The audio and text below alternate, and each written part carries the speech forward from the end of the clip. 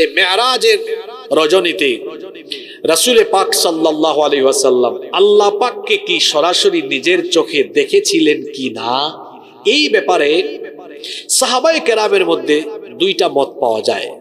কথা বুঝে থাকলে বলেন, নবীজি মেরাজের রাতে আল্লাহকে নিজের চোখে সরাসরি দেখছেন কিনা, এই ব্যাপারে সাহাবীদের কয়টা মত পাওয়া যায়?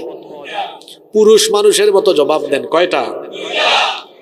একটা মতামত হচ্ছে রাইসুল মুফাসসিরিন আব্দুল্লাহ ইবনে আব্বাস রাদিয়াল্লাহু আনহুমা, তিনি বলছেন রাসূল পাক সাল্লাল্লাহু আলাইহি ওয়াসাল্লাম মেরাজের রাতে আল্লাহ পাককে সরাসরি নিজের চোখে দেখেন নাই, কিন্তু তিনি তার অন্তর চক্ষু দিয়ে আল্লাহ পাককে তিনি দুইবার দেখেছেন।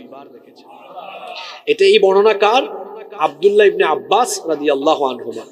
ওনার সাথে আরো হাতে গোনা কয়েকজন সাহাবী এই মত দিয়েছেন, কিন্তু বেশিরভাগ সাহাবী এবং মুফাসসিরিনে কেরাম বলছেন সেই রাতে অর্থাৎ মেরাজের রাতে রাসূল পাক সাল্লাল্লাহু আলাইহি ওয়াসাল্লাম আল্লাহ পাককে নিজের চোখে দেখেন নাই। এই কথাটা সরাসরি বর্ণনা করেছেন নবীজির ঘরের নবীজির স্ত্রী আমাদের মা আম্মা জান আয়েশা রাদিয়াল্লাহু আনহা। আপনারা বলেন তো, নবীজির ব্যাপারে বাহিরের মানুষ বেশি ভালো জানবে না ঘরের মানুষ বেশি ভালো জানবে? জোরে বলেন। আপনি কেমন গ্রামের মানুষ ভালো জানেন, আপনার বউ ভালো জানে? জোরে বলেন। আম্মা জান আয়েশা রাদিয়াল্লাহু আনহার কাছে গিয়ে একবার কিছু সাহাবীরা জিজ্ঞেস করলেন, আমাদের মা আপনি আমাদেরকে বলেন তো, আল্লাহর রাসূল কি মেরাজের রাতে আল্লাহ পাককে নিজের চোখে দেখেছিলেন? তিনি তখন বললেন, কি করে এমন কথা তোমরা বলতে পারলে? তোমাদের কথা শুনে তো আমার গায়ের পশম লোম দাঁড়িয়ে গিয়েছে। তিনি তখন বললেন, এই তিনটা কথা যে বলবে সে সত্যবাদী নয়, সে মিথ্যাবাদী। কয়টা কথা? এক নাম্বার কথা হলো, যে বলবে রাসূল পাক সাল্লাল্লাহু আলাইহি ওয়াসাল্লাম মেরাজের রাতে আল্লাহ পাককে দেখেছেন, সে মিথ্যাবাদী। দুই, যদি কেউ বলে আল্লাহ তাআলা তার নবীকে যে ওহী দিয়েছেন সেই ওহীর কোনো অংশ রাসূল গোপন করেছেন, এই কথা যে বলবে সে সত্যবাদী না মিথ্যাবাদী? তিন, সূরা লুকমানের 34 নম্বর আয়াতে আল্লাহ তাআলা কয়েকটি বিষয়ের কথা বলেছেন। কিয়ামত কোন দিন ঘটবে এটা একমাত্র জানেন কে? এটা রাসূলও জানেন না। বৃষ্টি কখন হবে জানেন কে? তিন, মায়ের পেটে কি আছে জানেন কে? চার, আগামীকাল কে কি অর্জন করবে জানেন কে? পাঁচ, কোন জায়গায় কার মৃত্যু হবে জানেন কে? তিনি বললেন এই বিষয়গুলো জানেন কে? আল্লাহ। সূরা লুকমানের এই বিষয়গুলো আল্লাহ জানেন। কেউ যদি বলে এগুলো রাসূল জানেন, সে সত্যবাদী না মিথ্যাবাদী? হাদিসটা আবার বলি, আম্মা জান আয়েশা রাদিয়াল্লাহু আনহাকে সাহাবীদের কয়েকজন গিয়ে জিজ্ঞেস করলেন, রাসূল পাক কি মেরাজের রাতে আল্লাহ পাককে দেখেছেন? তিনি বললেন এই তিনটা কথা যারা বলবে তারা মিথ্যাবাদী। এক, যারা বলবে আল্লাহর রাসূল মেরাজের রাতে আল্লাহকে দেখেছেন তারা। জোরে বলেন। দুই, যদি কেউ বলে আল্লাহর রাসূল ওহীর কোনো অংশ গোপন রেখেছেন সে ব্যক্তি। তিন, সূরা লুকমানের 34 নম্বর আয়াতে যে কয়েকটি বিষয় বলা হয়েছে, যদি কেউ বলে এগুলো রাসূল জানেন সে হলো মিথ্যাবাদী। তাহলে আয়েশা রাদিয়াল্লাহু আনহার বর্ণনা পাওয়া গেল, তিনি বলছেন না, রাসূল আল্লাহ তাআলাকে সেদিন কি করেন নাই? দেখেন নাই। কেমনে দেখবেন বলেন তো? আমাদের এই চক্ষু দুর্বল, এই দুর্বল চক্ষু দিয়ে তো আমরা মহান শক্তিশালী আল্লাহ তাআলাকে আমাদের আয়ত্তের ভেতরে আনতে পারবো? লা তুদরিকুল আবসার ওয়া হুয়া ইউদরিকুল আবসার। এই চর্মচক্ষু দিয়ে আল্লাহ তাআলাকে দৃষ্টির ভেতরে আনা যাবে না, বরং তিনি সবকিছু দেখেন। সুবহানাল্লাহ। আপনারা মুসা নবীর নাম জানেন, তিনি আল্লাহর সাথে কথা বলতেন। তুর পাহাড়ে আল্লাহর সাথে তার কথা হচ্ছে, কথোপকথন হচ্ছে, বলতে বলতে বলতে বলতে আবেগ বেড়ে গিয়েছে। ছিল অডিও কল, ওই যে দেখেন না মেসেঞ্জারে হোয়াটসঅ্যাপে অডিও কল আছে, ভিডিও সাইন আছে না, ওইটাতে ক্লিক করলে ক্রিং ক্রিং আওয়াজ হয়, রিকোয়েস্ট চলে আসে, তাই না? মুসা নবী ছিলেন অডিও কলে, হঠাৎ করে ভিডিও কল। আল্লাহ আপনার কথা খালি শুনলেই হবে না, কথা বললে হবে না, আপনারে আমি দেখবো।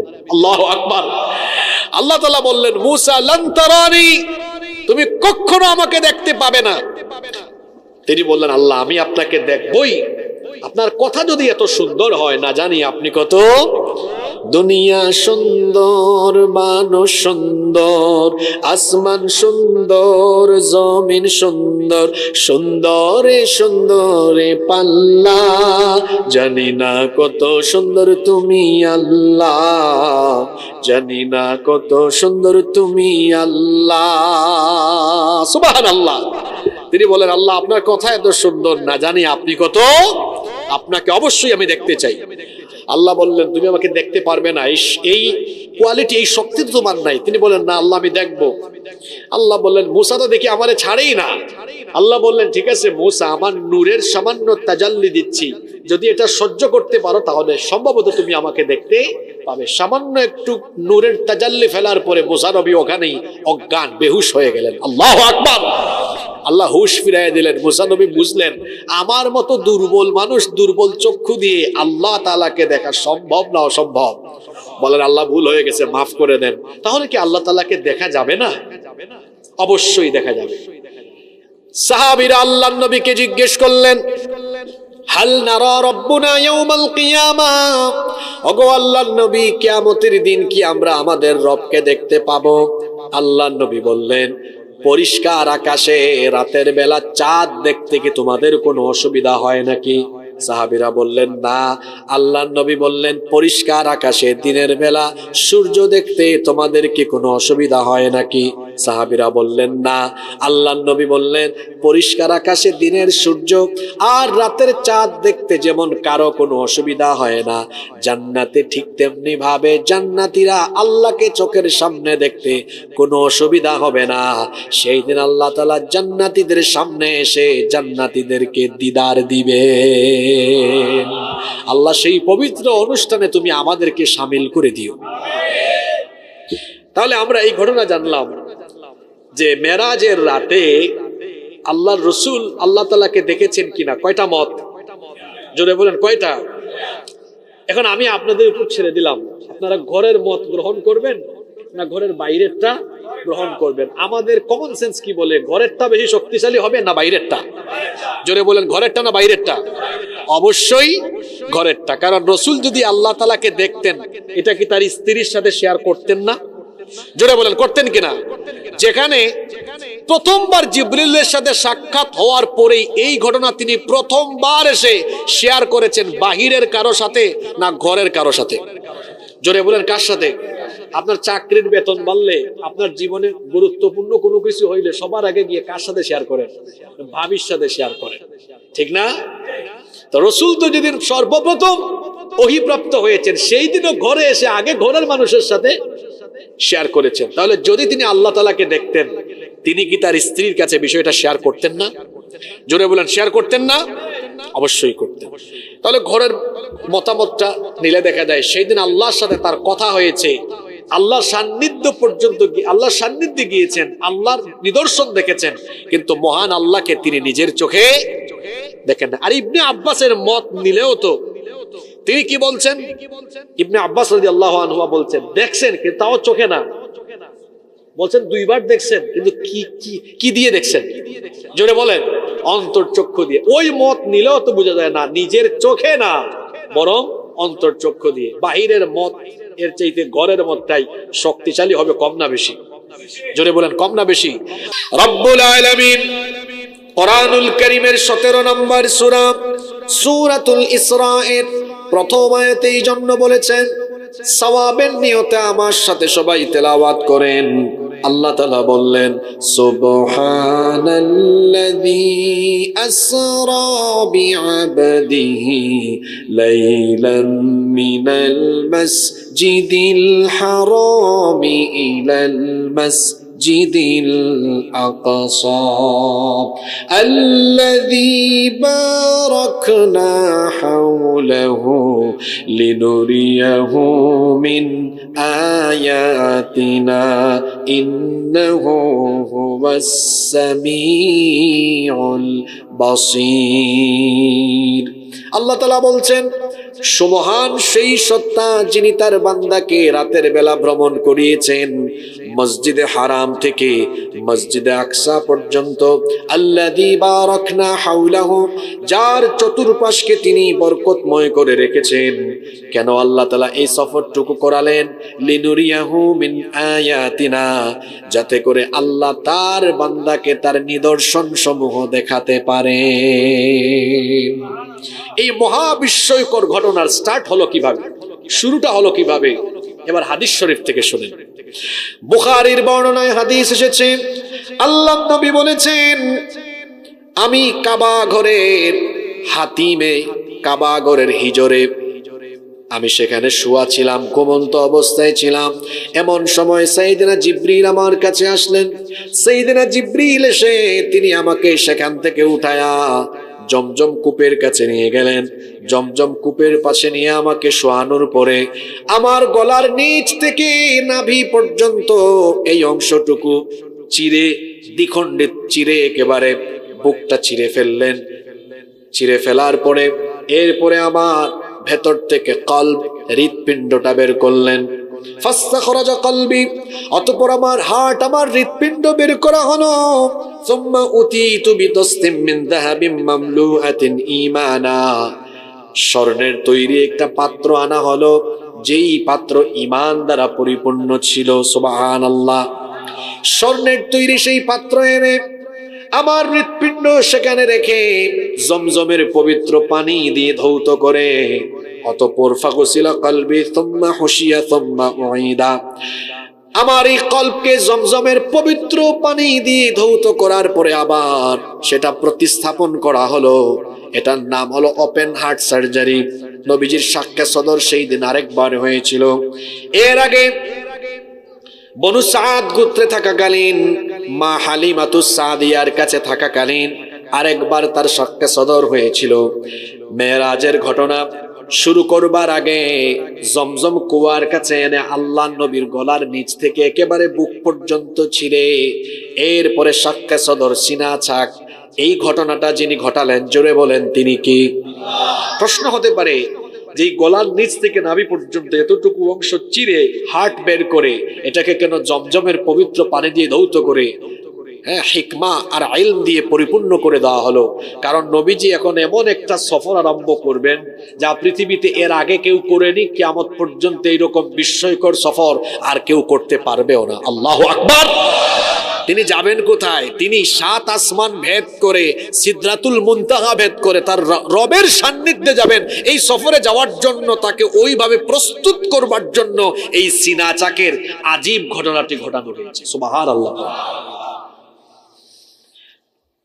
আল্লাহর নবী বলছেন, আমার কলব, আমার হৃৎপিণ্ড আবার প্রতিস্থাপন করা হলো। সুম্মা উতীতু বিল বুরাক, এরপরে একটা আজীব বাহন আমার জন্য আনা হলো, যেই বাহনের নাম হলো বুরাক। জোরে বলেন সেই বাহনের নাম কি? আল্লাহর হাবিব এই জন্তুর সংক্ষিপ্ত পরিচয় দিলেন। এই বাহনের পরিচয় দিয়ে তিনি বললেন, ওয়া হুয়া দাব্বাতুন আবিয়াদ, এটা হলো সাদা এক প্রকার জন্তু। তাওয়ীলুন ফাওকাল হিমার, যা গাধার চেয়ে খানিকটা লম্বা। ওয়া দুনাল বাগাল, এবং খচ্চরের চেয়ে ছোট। গাধার চেয়ে কিছুটা বড়, খচ্চরের চেয়ে কিছুটা ছোট। এরকম একটা জন্তু আনা হলো। এই জন্তুর নাম, এই বাহনের নাম হলো বুরাক। জোরে বলেন এই বাহনের নাম কি? বুরাক। এটা আরবি শব্দ, এটি বারকুন শব্দ থেকে এসেছে, যার অর্থ হলো বিদ্যুৎ। অর্থ কি? বারকুন শব্দের অর্থ হলো বিদ্যুৎ। আকাশে দেখবেন বৈশাখ জ্যৈষ্ঠ মাস সামনে আসতেছে, ঝড় তুফানের সময় আকাশে বিদ্যুৎ চমকায় না? বিদ্যুৎ চমকায়। এই যে বিদ্যুৎ বা আলো, আপনারা অনেকে জানেন আলোর গতি হলো প্রতি সেকেন্ডে 1,86,000 মাইল। কত? 1,86,000 মাইল। আমি তো এখানে জার্নি করে আসলাম, এই যে আমাদের আব্দুল হাই সাইফুল্লাহ ভাই ঢাকা থেকে এখানে আসলেন, হয়তো 300-350 কিলোমিটার জার্নি করে আসলেন। তো এই যে মেরাজের এই সফর, এটা শুরু হবে দুনিয়া থেকে। যাবেন 7 আসমান পাড়ি দিয়ে ঊর্ধ্বালোকে গমন করবেন। তো দ্রুততার সাথে যাওয়ার জন্য এরকম দ্রুতগামী একটা বাহনের দরকার আছে না নাই? জোরে বলেন। এটার নাম বোরাক কেন? বোরাক তো বারকুন থেকে এসেছে। বারকুন মানে বিদ্যুৎ। বিদ্যুতের যে আলোর গতি, এর চাইতেও আরো বেশি দ্রুত গতি সম্পন্ন হলো বোরাক। আপনারা জানেন আলোর গতি হলো প্রতি সেকেন্ডে 1,86,000 মাইল। প্রতি মিনিটে না সেকেন্ডে? জোরে বলেন। কথাটা কি শুনছেন? আবার বলি, প্রতি সেকেন্ডে আলোর গতি হলো 1,86,000 মাইল।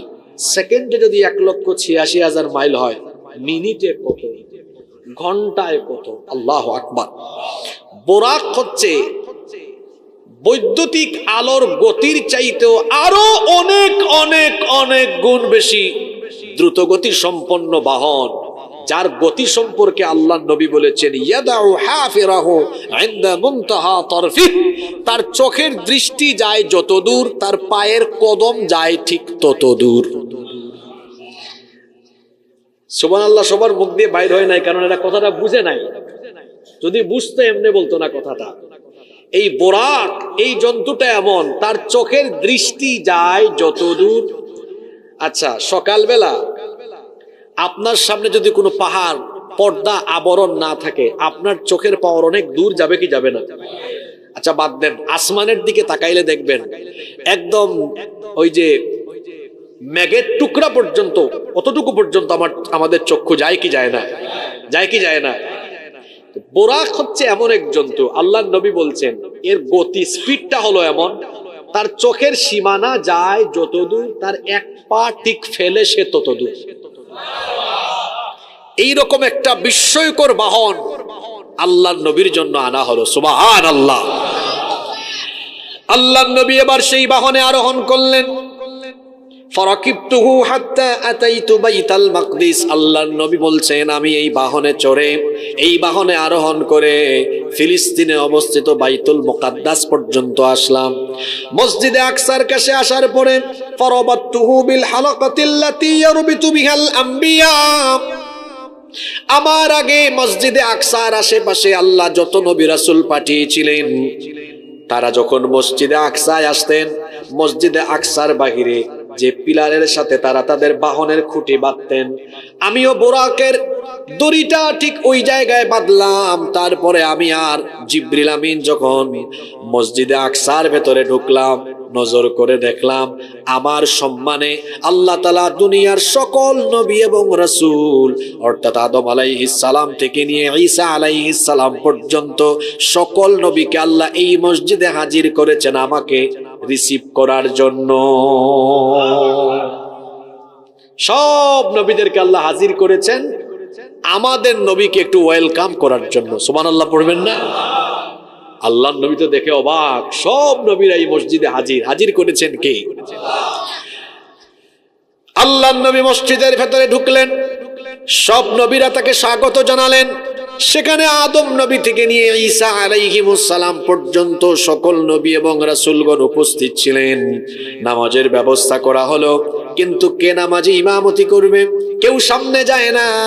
সাইয়েদনা জিবরিল আমিন আল্লাহর নবীর হাত ধরে ইমামতির জায়গায় তাকে এগিয়ে দিলেন। আল্লাহর নবীকে তিনি বললেন, ওগো আল্লাহর হাবিব, আপনি ইমামতির জায়গায় দাঁড়িয়ে যান, কারণ আল্লাহ তাআলা এখানে সকল নবী এবং রাসূলদেরকে আপনার পেছনে মুক্তাদি, মুসল্লি বানানোর মাধ্যমে আল্লাহ তাআলা আজকে আপনাকে ইমামুল আম্বিয়া ওয়াল মুরসালিন, সকল নবী এবং রাসূলদের ইমাম আল্লাহ আপনাকে আজকে বানিয়ে দিবেন। সব নবী এবং রাসূলদের ইমাম হিসাবে তিনি নামাজ আদায় করলেন। এভাবে আল্লাহ তাআলা তাকে সব নবী রাসূলদের ইমাম বানিয়ে দিলেন। সুবহানাল্লাহ পড়েন। নামাজ শেষ হলো। শেষ হওয়ার পরে জিবরিল আমিন আল্লাহর নবীর সামনে একটা দুধের পাত্র বা গ্লাস আর একটা মদের পাত্র বা গ্লাস আনলেন। আল্লাহর নবী দুধের পাত্র, দুধের গ্লাসটা গ্রহণ করলেন, পান করলেন। জিবরিল আমিন বললেন, আপনি তো স্বভাবজাত জিনিসটাই গ্রহণ করেছেন, যদি ওই মদের পাত্রটা গ্রহণ করতেন আপনার উম্মত পথভ্রষ্ট হয়ে যেত। আপনি দুধের পাত্র গ্রহণ করেছেন, আপনার উম্মতকে আল্লাহ হেদায়াতের দিশা দিবেন। সুবহানাল্লাহ। আপনারা এই পেকুয়া থেকে ঢাকায় গেলে গাড়ি কি এখান থেকে ছাড়লে একদম ঢাকায় গিয়ে থামে, না মাঝখানে কোথাও যাত্রা বিরতি দেয়? দেয় কিনা? আল্লাহ নবীর এই বিস্ময়কর সফরের একটা যাত্রা বিরতির জায়গা ছিল মসজিদে আকসা। এই বিস্ময়কর সফরের এই ঘটনার যাত্রা বিরতি যে জায়গাতে হয়েছিল, জোরে বলেন তো সেই জায়গার নাম, সেই মসজিদের নাম কি? মসজিদে, জোরে বলেন, মসজিদে। এই যে মসজিদে হারাম থেকে মসজিদে আকসা পর্যন্ত রাতের বেলা অল্প সময়ের ভেতরে আল্লাহ তার হাবিবকে নিয়ে আসলেন। এতটুকুর নাম ছিল, এই ঘটনার নাম ছিল, এই অংশটুকুর নাম ছিল ইসরা। জোরে বলেন এই অংশটুকুর নাম কি? এজন্য আল্লাহ বলছেন সুবহানাল্লাযী আসরা বিআবদিহি লাইলাম মিনাল মাসজিদিল হারামি ইলাল মাসজিদিল আকসা। সুবহান সেই সত্তা যিনি তার বান্দাকে রাতের বেলা ভ্রমণ করিয়েছেন মসজিদে হারাম থেকে মসজিদে আকসা পর্যন্ত। এখন বলেন তো দেখি, এই আয়াতটা শুরু হয়েছে যে শব্দ দিয়ে, যাদের আয়াতটা মনে আছে একটু আগে শুনছেন, বলেন তো প্রথম শব্দটা কি? সুবহান। বলেন প্রথম শব্দটা কি? আমরা বিপদের টাইমে কি বলি? ইন্না লিল্লাহ। খুশির সময় বলি আলহামদু। আশ্চর্যজনক কিছু শুনলে বলি সুবহানাল্লাহ। এখানে সুবহান দিয়ে এই আয়াতটা কেন শুরু হয়েছে? কারণ এই ঘটনাটা স্বাভাবিক না আশ্চর্যজনক? এই সুবহান শব্দের ব্যাখ্যা হবে আজকে আলোচনার একদম শেষে। কেন? এখানে বিজ্ঞান ভিত্তিক অনেক কথা আছে। আজকে শুধু কিচ্ছা শোনানোর জন্য আমি আপনাদেরকে এই ঘটনা আনি নাই। এখানে বর্তমান সময় উপযোগী অনেক কথাও আছে, শিক্ষাও আছে, বিজ্ঞান ভিত্তিক অনেক তথ্য আছে। তাহলে এই আয়াতটা সুবহান দিয়ে কেন শুরু হয়েছে আমরা এটা জানবো আলোচনার একদম, বলেন, আলোচনার একদম শেষে। মসজিদে হারাম থেকে মসজিদে আকসা পর্যন্ত আল্লাহর হাবিবকে আনা হলো, একটা যাত্রা বিরতি হলো, নামাজ শেষ হলো, এবার পুনরায় আবার সফর আরম্ভ হয়েছে। এখন যে সফরটা আরম্ভ হবে মসজিদে আকসা থেকে, এটার নাম হলো মেয়ারাজ। জোরে বলেন এটার নাম কি? মেয়ারাজ শব্দটি এসেছে উরুজ থেকে, যার অর্থ হলো ঊর্ধ্বাকাশে বা ঊর্ধ্বলোকে, উপরের দিকে গমন করা। এখনকার সফর আর দুনিয়ায় না, এখন যাত্রা বিরতির পরে এখন সফর আরম্ভ হবে উপরের দিকে, যেতে যেতে যেতে যেতে একদম মহান আল্লাহ তাআলার সান্নিধ্যে পর্যন্ত নবীকে নিয়ে যাওয়া হবে। আল্লাহু আকবার। সাইয়েদনা জিবরিল আমিন আল্লাহর নবীকে নিয়ে রওনা করলেন। যেতে যেতে যেতে যেতে সুবিশাল এই মহাশূন্য পাড়ি দিয়ে প্রথম আসমানের কাছে চলে গেলেন। জিবরিল আমিন ফেরেশতাকে অর্ডার করলেন, ফেরেশতার কাছে অনুরোধ করলেন, প্রথম আসমানের দরজাটা খুলে দাও। আসমানের ফেরেশতা বলল, কে আপনি? আপনার সাথে কে? সাইয়েদনা জিবরিল আমিন তার পরিচয় দিলেন, বললেন, আমি জিবরিল, আমার সাথে এসেছেন খাতামুন নবিয়্যিন আশরাফুল আম্বিয়া ওয়াল মুরসালিন রাহমাতাল লিল আলামিন মুহাম্মাদুর রাসূলুল্লাহ। আমরা বলি সাল্লাল্লাহু আলাইহি ওয়াসাল্লাম। আল্লাহর হুকুমে আমরা আজ উপরের দিকে গমন করছি। আল্লাহ তার হাবিবকে তার সান্নিধ্যে নিয়ে যাওয়ার জন্য আজকে ডেকেছেন। প্রথম আসমানের ফেরেশতা প্রথম আসমানের দুবেন, প্রথম আসমানে যাওয়ার পরে আল্লাহর হাবিবের সাথে আদম আলাইহিস সালামের দেখা হয়ে গেল। আদম আলাইহিস সালাম পৃথিবীর প্রথম মানুষ না শেষ মানুষ? প্রথম নবী না শেষ নবী? আদম আলাইহিস সালামের কোটি কোটি সন্তান, কিয়ামত পর্যন্ত দুনিয়ায় যত মানুষ আসবে সবাই কার সন্তান? আরো জোরে বলেন, কার সন্তান?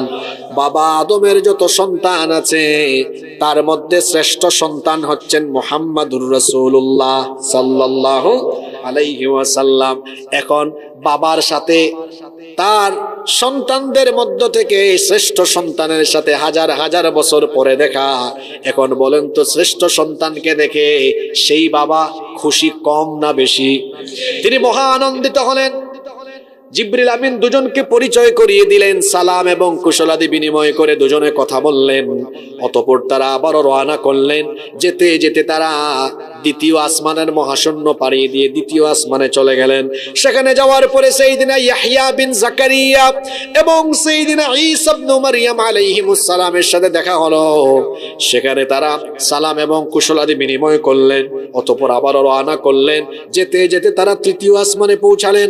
সেখানে গিয়ে সাইয়েদিনা ইউসুফ আলাইহিস সালামের সাথে সাক্ষাৎ হলো, সালাম এবং কুশলাদি বিনিময় হলো। অতঃপর আবারও উপরের দিকে গমন করলেন। যেতে যেতে চতুর্থ আসমানে গেলেন। সেখানে যাওয়ার পরে সাইয়েদিনা হারুন আলাইহিস সাইয়েদিনা ইদ্রিস আলাইহিস সালামের সাথে সাক্ষাৎ হলো, সালাম এবং কথোপকথন শেষে বিদায় নিলেন। পঞ্চম আসমানে গেলেন। সেখানে যাওয়ার পরে সাইয়েদিনা হারুন আলাইহিস সালামের সাথে সাক্ষাৎ হলো, সালাম এবং কুশলাদি বিনিময়ের পরে আবারও ঊর্ধ্বালোকে গমন করলেন। যেতে যেতে ষষ্ঠ আসমানে গেলেন। সেখানে সাইয়েদিনা মূসা আলাইহিস সালামের সাথে সাক্ষাৎ হয়ে গেল। মূসা আলাইহিস সালামের সাথে সালাম এবং কথাবার্তা হলো। তিনি যখন বিদায় নিয়ে আসতেছিলেন, মূসা আলাইহিস সালাম তখন কেঁদে ফেললেন। আল্লাহর নবী বললেন, ওগো আল্লাহর নবী মূসা, কেন আপনি বিদায় বেলা কান্না করছেন? মূসা আলাইহিস সালাম তখন বললেন, এজন্যই কান্না করছি, আমার পরে এমন একজন নবী দুনিয়াতে চলে এসেছেন, যিনি আখেরি নবী, শেষ নবী, যেই নবীর উম্মতের সংখ্যা কিয়ামতের দিন আমার উম্মতের চাইতে বহুগুণ বেশি হবে। কান্না করছি এই কারণে, যদি আমার উম্মত এরকম বেশি হতো, এই জন্য আমি আফসোস করে কান্না করছি। ষষ্ঠ আসমান থেকে আল্লাহর হাবিব মুসা নবীর কাছ থেকে বিদায় নিয়ে এরপরে উপরের দিকে রওনা করলেন। যেতে যেতে সপ্তম আসমানে চলে গেলেন। সপ্তম আসমানে যাওয়ার পরে দেখা হলো জাতির পিতা আল্লাহর খলিল সাইয়েদনা ইব্রাহিম আলাইহিস সালামের সাথে। ইব্রাহিম আলাইহিস সালাম তখন বাইতুল মামুরের সাথে হেলান দিয়ে বসা ছিলেন। বাইতুল মামুর হলো ফেরেশতাদের কিবলা। পৃথিবীর 200 কোটি মুসলমানদের কিবলা হলো কাবা শরীফ। জোরে বলেন তো আমাদের কিবলার নাম কি? আস্তে বলবেন না, জোরে বলেন আমাদের কিবলার নাম কি? এটা কোন দেশে, কোন শহরে? মক্কা শহরে। এই যে কাবা শরীফ, এটা হচ্ছে গোটা পৃথিবীর সেন্টার, একেবারে মাঝখানে অবস্থিত। আর কাবা শরীফের ঠিক উপরে, 7 আসমানের উপরে, একদম কাবা ঘরের ঠিক উপরে ফেরেশতাদের কিবলা। সেই কিবলার নাম হলো বাইতুল মামুর। মানুষের কাবার নাম হলো কাবা শরীফ বাইতুল্লাহ, আর ফেরেশতাদের কাবার নাম হলো বাইতুল। সবাই বলেন বাইতুল। এটার অবস্থান হলো কাবা শরীফের ঠিক উপরে, 7 আসমানের উপরে, কাবা শরীফের ঠিক ঠিক বরাবর 7 আসমানের উপরে। সেখানে ফেরেশতারা আল্লাহর ইবাদত করে একসাথে 70,000 ফেরেশতা বাইতুল মামুরে ঢুকে। একবার যারা ওখানে ঢোকার সুযোগ পায়, কিয়ামত পর্যন্ত আর ঢোকার কেউ চান্সই পায় না। আল্লাহু আকবার। ইব্রাহিম আলাইহিস সালাম বাইতুল মামুরের সাথে হেলান দিয়ে বসা অবস্থায় ছিলেন। আল্লাহর হাবিবের সাথে সাক্ষাৎ হলো, সালাম এবং কথাবার্তা সবকিছু শেষ করার পরে এবার সাইয়েদনা জিবরিল আমিন 7 আসমান পাড়ি দিয়ে আল্লাহর নবীকে নিয়ে রওনা করলেন। যেতে যেতে যেতে যেতে এবার সিদরাতুল মুনতাহায় গিয়ে পৌঁছালেন। সিদরাতুল মুনতাহার কাছে যাওয়ার পরে আপনাদের প্রশ্ন হতে পারে, হুজুর সিদরাতুল মুনতাহা মানে আবার কি? সিদরাহ এটা আরবি শব্দ, এর মানে হলো কুল গাছ, যেটাকে আমরা বড়ই বলি, বড়ই গাছ। মুনতাহা মানে শেষ প্রান্ত, অর্থাৎ সৃষ্টি জগতের শেষ প্রান্তের একটা জান্নাতি গাছ। এই গাছের ব্যাপারে আল্লাহর নবী বলেছেন, এই গাছের প্রত্যেকটি পাতা হাতির কানের চাইতেও বড়। সুবহানাল্লাহ কইতে পারলেন না? খালি ঠিক ঠিক কইতে পারেন। হ্যাঁ, ওয়াজ কি ভেতরে যায়? বুঝতেছেন? একটা গাছের পাতা হলো হাতির কানের চাইতেও বড়। সুবহানাল্লাহ। আর ফল হলো বৃহদাকার কলসি। আপনারা কলস বলেন না কলসি বলেন? জোরে বলেন, কি বলেন? গড়া। হায় রে হায়, আপনাদের ভাষা আর আমার বাড়ি তো সিলেটে, আমাদের ভাষা, এই 2 অঞ্চলের ভাষা কিন্তু খবর আছে। এখানে আসলে বলে বাজি কেনা সগম আসনি, আর আমরা সিলেট গেলে হইবা বাইসা আয়ুকা আউকা বউকা খাউকা যাউকা। 2 অঞ্চলের ভাষা খুব মারাত্মক। তবে এই 2 অঞ্চলের মানুষের স্বকীয়তা আছে, 2 অঞ্চলেরই নিজস্ব ভাষা আছে, আছে না? যেমন আমরা সিলেটিরা যে ভাষায় কথা বলি, এই ভাষায় পৃথিবীর 2 কোটি মানুষ কথা বলে। কয় কোটি বলবেন হুজুর? সিলেট ছাড়া আর কারা আছে? ওই যে পশ্চিমবঙ্গ এবং এই যে আসামে বিভিন্ন এলাকায় এই ভাষায় মানুষ কি বলে, কথা বলে। এটার বর্ণমালাও আছে, নাগরি, নাগরি বর্ণমালা আছে। নাম কি বললাম একটু আগে, নাগরি। আর আপনাদের এই চট্টগ্রামেও এখানে আলাদা ভাষা আছে। বাংলা ভাষা এক জায়গায় আহত, আরেক জায়গায় নিহত। তো যাই হোক, বলতেছিলাম গড়া বলছেন না, খড়া, গড়া, গড়া। তো সিদরাতুল মুনতাহা এটা জান্নাতের এমন একটা গাছ, এটা এমন একটা গাছ, এটা এমন একটা গাছ যেই গাছের পাতা হলো হাতির কানের মতো, ফল হলো গড়ার মতো বড়। সুবহানাল্লাহ পড়বেন না? সিদরাতুল মুনতাহায় যাওয়ার পরে আল্লাহর নবী সাইয়েদনা জিবরিল আমিনকে তার নিজের সুরতে, জিবরিল আমিনের আসল সুরতে নবীজি জিবরিল আমিনকে দেখলেন। আল্লাহর নবী তার 63 বছরের জিন্দেগিতে জিবরিল আমিনকে তিনি তার নিজের সুরতে, নিজের আকৃতিতে দেখেছেন 2 বার। কথা বুঝে থাকলে বলেন কয়বার? আরো জোরে বলেন কয়বার? আপনারা বলবেন হুজুর আল্লাহর নবীর কাছে জিবরিল আমিন এতবার যাওয়া আসা করলেন, আর আপনি বলতেছেন জিবরিলকে আসল শরীরে, আসল চেহারায় নবীজি দেখেছেন কয়বার? তো অন্যান্য সময় কার চেহারায় আসতেন? তিনি আগন্তুকের চেহারায়। বিভিন্ন সময় আল্লাহর নবীর একজন ফেরেশতা ছিলেন, নাম হলো দাহিয়াতুল কলবি, বড় সুন্দর ছিলেন তিনি, তার সুরত ধরে আসতেন। জিবরিল তার নিজের সুরতে, নিজের আকৃতিতে নবীজির সামনে এসেছেন জীবনে মোট কয়বার? 2 বার। দ্বিতীয়বার আল্লাহর নবী সিদরাতুল মুনতাহায় জিবরিল আমিনকে দেখেছেন। প্রশ্ন হতে পারে হুজুর তাহলে আল্লাহর নবী জিবরিলকে প্রথমবার কোন সময় দেখেছেন? শুনতেছেন আপনারা? প্রথমবার কোন সময় দেখেছেন? সূরা আলাকের প্রথম 5টা আয়াত যখন নবীর কাছে নাজিল হয়েছিল, সেই দিনও জিবরিল তার আসল সুরত ধরে নবীর কাছে আসেন নাই। সেই দিনও তিনি আসল সুরত ধরে আসেন নাই। আল্লাহর নবী আসল সুরত না দেখেও ভয় পেয়ে গিয়েছিলেন। বাড়িতে ফিরে আসলেন। আম্মাজান খাদিজা তাহরা রাদিয়াল্লাহু আনহা ওয়ারাকা বিন নওফেলের কাছে নিয়ে গেলেন। ওয়ারাকা বিন নওফেল বললেন, টেনশন করবেন না, দুশ্চিন্তা করবেন না, যিনি আপনার কাছে এসেছেন তিনি কোনো ফেরেশতা নন, জিন বা ভূত নন। তিনি হচ্ছেন এমন ফেরেশতা, ওহীর ধারক বাহক, যাকে আল্লাহ তাআলা আগেকার নবী রাসূলদের কাছে পাঠিয়েছিলেন। আল্লাহু আকবার। তিনি যদি পরবর্তীতে আপনার কাছে আসেন, মন দিয়ে তার কথা শুনবেন, তিনি কি বলেন তা আপনি শুনবেন, বুঝবেন। এই কথা বলে বিদায় দিয়ে দিলেন। এরপরে আল্লাহর নবী অপেক্ষায় আছেন জিবরিল আরেকবার কোন সময় আসেন। কিন্তু আল্লাহর নবীর অপেক্ষার প্রহর শেষ হয় না। আল্লাহর নবী হেরা গুহায় যান, আবার আসেন, যাওয়া আসা করেন। বেশ কিছুদিন হয়ে গেল, ওহী নাজিল হয় না। জিবরিল আমিনের সাথে আল্লাহর নবীর দেখা সাক্ষাৎ হয় না। আল্লাহর নবী ফ্রাস্ট্রেট হয়ে গেলেন, হতাশ হয়ে গেলেন। ভাবলেন সম্ভবত আর জিবরিল আমার কাছে আসবেন না। হতাশ হয়ে গেলেন। একদিন তিনি হেরা গুহা থেকে বাড়ি ফিরে আসতেছেন। উপত্যকায় যখন হাঁটতেছেন, এমন সময় কে যেন আল্লাহর নবীকে ডাক দিল। আল্লাহর নবী একবার ডানে তাকালেন, কাউকে দেখলেন না। বামে তাকালেন, কাউকে দেখলেন না। সামনে তাকালেন, কাউকে দেখলেন না। পিছনেও তাকালেন, কাউকে দেখলেন না। এবার মাথাটা উঁচু করে যখন তিনি উপরের দিকে তাকালেন, তিনি দেখলেন 600টা ডানা সহ বিশাল আকৃতির দেহ বিশিষ্ট, মাথা হলো আসমানের উপরে আর পা হলো জমিনে, বিশাল আকৃতির একজন মানুষ আসমান জমিনের মাঝখানে বিরাট এক চেয়ারে বসে আছে। আচ্ছা বলেন তো ডানার সংখ্যা কয়টা? জোরে বলেন।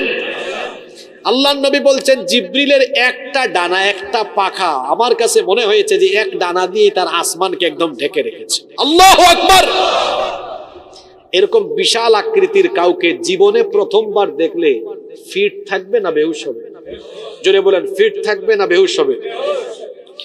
জীবনে প্রথমবার জিবরিলকে আল্লাহর নবী যখন তার সশরীরে আসল সুরতে দেখেছেন, আল্লাহর নবী বেহুশ হয়ে পড়ে গেলেন।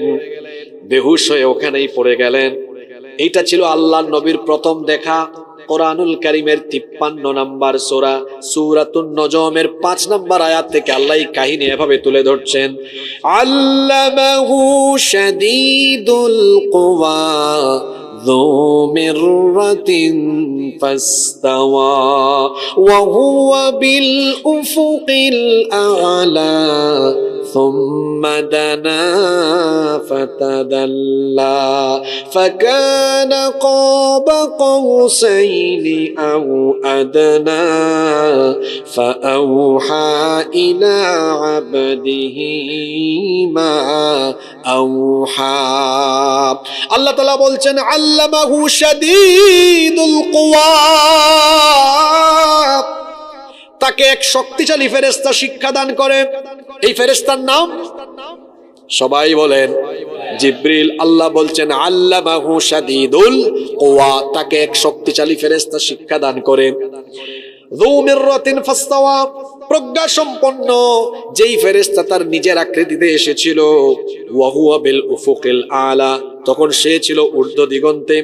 আল্লাহর নবী যখন উপরের দিকে তাকায়া জিবরিল আমিনকে জীবনে প্রথমবার দেখলেন, বেহুশ হয়ে পড়ে গেলেন। আল্লাহ বলছেন সুম্মা দানা ফাতাদাল্লা, অতঃপর সে তার অর্থাৎ জিবরিল আমিন আল্লাহর নবীর নিকটবর্তী হলো।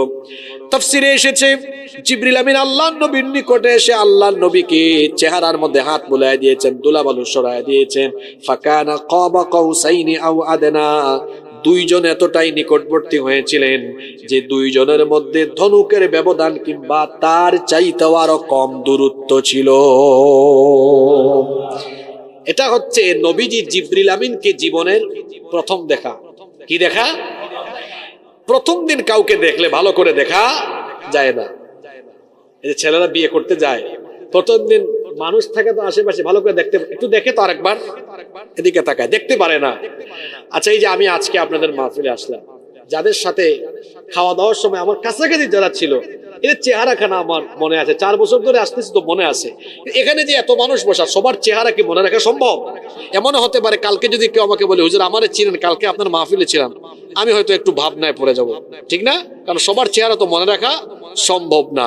তো আল্লাহর রাসূল তো জিবরিলকে জীবনে প্রথমবার দেখেছেন, এত বিশাল আকৃতিতে দেখে ভয় পাইছেন, ওই দিন ভালো করে আর তাকায়া দেখতে পারেন নাই। এরপরে জিবরিল আমিন যতবার আসেন, মানুষের সুরত ধরে আসেন, মাঝে মাঝে আগন্তুক হয়ে আসেন। নবীজি খালি বলেন জিবরিল তোমারে আরেকবার তোমার আসল সুরতে দেখতে চাই, সেদিন তো ভালো করে দেখতে পারলাম না, এখন তো আর ভয় টয় নাই, আমি চিনছি আপনি জিবরিল, আমার ক্ষতি করতে আসবেন না, আপনি তো আল্লাহর তরফ থেকে আসেন, আপনাকে পাঠান কে? এখন আর ভয় টয় নাই, কিন্তু আমার ইচ্ছা আপনাকে আপনার আসল সুরতে আরেকবার দেখা। জিবরিল আমিন বললেন আপনি আল্লাহর কাছে আবেদন করেন, দোয়া করেন, তিনি যখন চাইবেন তখন আপনি আমাকে আবার আমার আসল সুরতে দেখবেন। আল্লাহর নবীকে জিবরিল আমিন এই কথা বললেন যেই দিন আল্লাহ তাআলা তার নবীকে ধুলির ধরা থেকে এই মহাবিস্ময়কর ঘটনা ঘটিয়ে তার সান্নিধ্যে নিয়ে যাচ্ছেন। 7 আসমান পাড়ি দেওয়ার পরে সিদরাতুল মুনতাহায় যাওয়ার পরে জিবরিল আমিন বললেন নবীজি একটু আমার দিকে ভালো করে তাকান, আপনার মনের আশা আজকে আবার পূরণ হবে আল্লাহর আদেশে। এখন আপনি আমাকে আরেকবার আমার আসল সুরতে দেখতে পারবেন। এই ঘটনা এসেছে এই সূরায়। দেখেন সূরা নজমের 13 নম্বর আয়াত থেকে আল্লাহ বলছেন ওয়ালাকাদ রাআহু নাজলাতান উখরা ইনদা সিদরাতিল মুনতাহা ইনদাহা জান্নাতুল মাওয়া। ওয়ালাকাদ রাআহু নাজলাতান উখরা, আর অবশ্যই সে তাকে আরেকবার দেখেছিল। কোথায় দেখেছিলেন? ইনদা সিদরাতিল মুনতাহা, সিদরাতুল মুনতাহার নিকটে। সিদরাতুল মুনতাহা আবার কোথায়? ইনদাহা জান্নাতুল মাওয়া, যা জান্নাতুল মাওয়ার নিকটে। সুবহানাল্লাহ। সাইয়েদনা জিবরিল আমিনকে আল্লাহর নবী এই মোট দেখেছেন কয়বার? জোরে বলেন কয়বার? এবার সিদরাতুল মুনতাহা থেকে বাকিটুকু সফরের জন্য এবার আল্লাহর আরশে আজিম পর্যন্ত সফর হলো। সুবহানাল্লাহ পড়বেন না? এবার আরেকটা বাহন আনা হলো, এটার নাম রফরফ। জোরে বলেন তো এটার নাম কি? এবার এই বাহনে চড়ে, এই বাহনের মাধ্যমে আল্লাহর নবী আল্লাহ পাকের একেবারে সান্নিধ্য পর্যন্ত পৌঁছায় গেলেন। সুবহানাল্লাহ পড়েন। সেই দিন সেই রাতে মেরাজের রজনীতে রাসূলে পাক সাল্লাল্লাহু আলাইহি ওয়াসাল্লাম আল্লাহ পাককে কি সরাসরি নিজের চোখে দেখেছিলেন কি না, এই ব্যাপারে সাহাবায়ে কেরামের মধ্যে 2টা মত পাওয়া যায়। কথা বুঝে থাকলে বলেন। নবীজি মেরাজের রাতে আল্লাহকে নিজের চোখে সরাসরি দেখছেন কিনা, এই ব্যাপারে সাহাবীদের কয়টা মত পাওয়া যায়? পুরুষ মানুষের মতো জবাব দেন, কয়টা? একটা মতামত হচ্ছে রাইসুল মুফাসসিরিন আব্দুল্লাহ ইবনে আব্বাস রাদিয়াল্লাহু আনহুমা, তিনি বলছেন রাসূল পাক সাল্লাল্লাহু আলাইহি ওয়াসাল্লাম মেরাজের রাতে আল্লাহ পাককে সরাসরি নিজের চোখে দেখেন নাই, কিন্তু তিনি তার অন্তর চক্ষু দিয়ে আল্লাহ পাককে তিনি দুইবার দেখেছেন। এটা এই বর্ণনা কার? আব্দুল্লাহ ইবনে আব্বাস রাদিয়াল্লাহু আনহুমা। ওনার সাথে আরো হাতে গোনা কয়েকজন সাহাবী এই মত দিয়েছেন, কিন্তু বেশিরভাগ সাহাবী এবং মুফাসসিরিনে কেরাম বলছেন সেই রাতে অর্থাৎ মেরাজের রাতে রাসূল পাক সাল্লাল্লাহু আলাইহি সাল্লাম আল্লাহ পাককে নিজের চোখে দেখেন নাই। এই কথাটা সরাসরি বর্ণনা করেছেন নবীজির ঘরের, নবীজির স্ত্রী, আমাদের মা আম্মা জান আয়েশা রাদিয়াল্লাহু আনহা। আপনারা বলেন তো, নবীজির ব্যাপারে বাহিরের মানুষ বেশি ভালো জানবে না ঘরের মানুষ বেশি ভালো জানবে? জোরে বলেন। আপনি কেমন গ্রামের মানুষ ভালো জানেন, আপনার বউ ভালো জানে? জোরে বলেন। আম্মা জান আয়েশা রাদিয়াল্লাহু আনহার কাছে গিয়ে একবার কিছু সাহাবীরা জিজ্ঞেস করলেন, আমাদের মা, আপনি আমাদেরকে বলেন তো, আল্লাহর রাসূল কি মেরাজের রাতে আল্লাহ পাককে নিজের চোখে দেখেছিলেন? তিনি তখন বললেন, কি করে এমন কথা তোমরা বলতে পারলে? তোমাদের কথা শুনে তো আমার গায়ের পশম লোম দাঁড়িয়ে গিয়েছে। তিনি তখন বললেন, এই তিনটা কথা যে বলবে সে সত্যবাদী নয়, সে মিথ্যাবাদী। কয়টা কথা? এক নাম্বার কথা হলো, যে বলবে রাসূল পাক সাল্লাল্লাহু আলাইহি সাল্লাম মেরাজের রাতে আল্লাহ পাককে দেখেছেন, সে মিথ্যাবাদী। দুই, যদি কেউ বলে আল্লাহ তাআলা তার নবীকে যে ওহী দিয়েছেন সেই ওহীর কোনো অংশ রাসূল গোপন করেছেন, এই কথা যে বলবে সে সত্যবাদী না মিথ্যাবাদী? তিন, সূরা লুকমানের 34 নম্বর আয়াতে আল্লাহ তাআলা কয়েকটি বিষয়ের কথা বলেছেন। কিয়ামত কোন দিন ঘটবে এটা একমাত্র জানেন কে? এটা রাসূলও জানেন না। বৃষ্টি কখন হবে জানেন কে? তিন, মায়ের পেটে কি আছে জানেন কে? চার, আগামীকাল কে কি অর্জন করবে জানেন কে? পাঁচ, কোন জায়গায় কার মৃত্যু হবে জানেন কে? তিনি বললেন এই বিষয়গুলো জানেন কে? আল্লাহ। সূরা লুকমানের এই বিষয়গুলো আল্লাহ জানেন। কেউ যদি বলে এগুলো রাসূল জানেন, সে সত্যবাদী না মিথ্যাবাদী? হাদিসটা আবার বলি, আম্মা জান আয়েশা রাদিয়াল্লাহু আনহাকে সাহাবীদের কয়েকজন গিয়ে জিজ্ঞেস করলেন, রাসূল পাক কি মেরাজের রাতে আল্লাহ পাককে দেখেছেন? তিনি বললেন এই তিনটা কথা যারা বলবে তারা মিথ্যাবাদী। এক, যারা বলবে আল্লাহর রাসূল মেরাজের রাতে আল্লাহকে দেখেছেন তারা, জোরে বলেন। দুই, যদি কেউ বলে আল্লাহর রাসূল ওহীর কোনো অংশ গোপন রেখেছেন সে ব্যক্তি। তিন, সূরা লুকমানের 34 নম্বর আয়াতে যে কয়েকটি বিষয় বলা হয়েছে, যদি কেউ বলে এগুলো রাসূল জানেন সে হলো মিথ্যাবাদী। তাহলে আয়েশা রাদিয়াল্লাহু আনহার বর্ণনা পাওয়া গেল, তিনি বলছেন না, রাসূল আল্লাহ তাআলাকে সেদিন কি করেন নাই? দেখেন নাই। কেমনে দেখবেন বলেন তো? আমাদের এই চক্ষু দুর্বল, এই দুর্বল চক্ষু দিয়ে তো আমরা মহান শক্তিশালী আল্লাহ তাআলাকে আমাদের আয়ত্তের ভেতরে আনতে পারবো? লা তুদরিকুল আবসার ওয়া হুয়া ইউদরিকুল আবসার। এই চর্মচক্ষু দিয়ে আল্লাহ তাআলাকে দৃষ্টির ভেতরে আনা যাবে না, বরং তিনি সবকিছু দেখেন। সুবহানাল্লাহ। আপনারা মুসা নবীর নাম জানেন, তিনি আল্লাহর সাথে কথা বলতেন। তুর পাহাড়ে আল্লাহর সাথে তার কথা হচ্ছে, কথোপকথন হচ্ছে, বলতে বলতে বলতে বলতে আবেগ বেড়ে গিয়েছে। ছিল অডিও কল, ওই যে দেখেন না মেসেঞ্জারে হোয়াটসঅ্যাপে অডিও কল আছে, ভিডিও সাইন আছে না, ওইটাতে ক্লিক করলে ক্রিং ক্রিং আওয়াজ হয়, রিকোয়েস্ট চলে আসে, তাই না? মুসা নবী ছিলেন অডিও কলে, হঠাৎ করে ভিডিও কল, আল্লাহ আপনার কথা খালি শুনলেই হবে না, কথা বললে হবে না, আপনারে আমি দেখবো। আল্লাহু আকবার। আল্লাহ তাআলা বললেন, মুসা লান তারানি, তুমি কখনো আমাকে দেখতে পাবে না। তিনি বললেন, আল্লাহ আমি আপনাকে দেখবই, আপনার কথা যদি এত সুন্দর হয়, না জানি আপনি কত দুনিয়া সুন্দর, মানুষ সুন্দর, আসমান সুন্দর, জমিন সুন্দর, সুন্দরে সুন্দরে পাল্লা, জানি না কত সুন্দর তুমি আল্লাহ, জানি না কত সুন্দর তুমি আল্লাহ। সুবহানাল্লাহ। তিনি বলেন, আল্লাহ আপনার কথা এত সুন্দর, না জানি আপনি কত আপনাকে অবশ্যই আমি দেখতে চাই। আল্লাহ বললেন তুমি আমাকে দেখতে পারবে না, এই কোয়ালিটি, এই শক্তি তো তোমার নাই। তিনি বলেন না আল্লাহ আমি দেখবো। আল্লাহ বললেন মুসা তো দেখি আমারে ছাড়েই না। আল্লাহ বললেন ঠিক আছে মুসা, আমার নূরের সামান্য তাজাল্লি দিচ্ছি, যদি এটা সহ্য করতে পারো তাহলে সম্ভবত তুমি আমাকে দেখতে পাবে। সামান্য একটু নূরের তাজাল্লি ফেলার পরে মুসা নবী ওখানেই অজ্ঞান বেহুশ হয়ে গেলেন। আল্লাহু আকবার। আল্লাহ হুশ ফিরাইয়া দিলেন। মুসা নবী বুঝলেন আমার মতো দুর্বল মানুষ দুর্বল চক্ষু দিয়ে আল্লাহ তাআলাকে দেখা সম্ভব না অসম্ভব। বলেন আল্লাহ ভুল হয়ে গেছে, মাফ করে দেন। তাহলে কি আল্লাহ তাআলাকে দেখা যাবে না? অবশ্যই দেখা যাবে।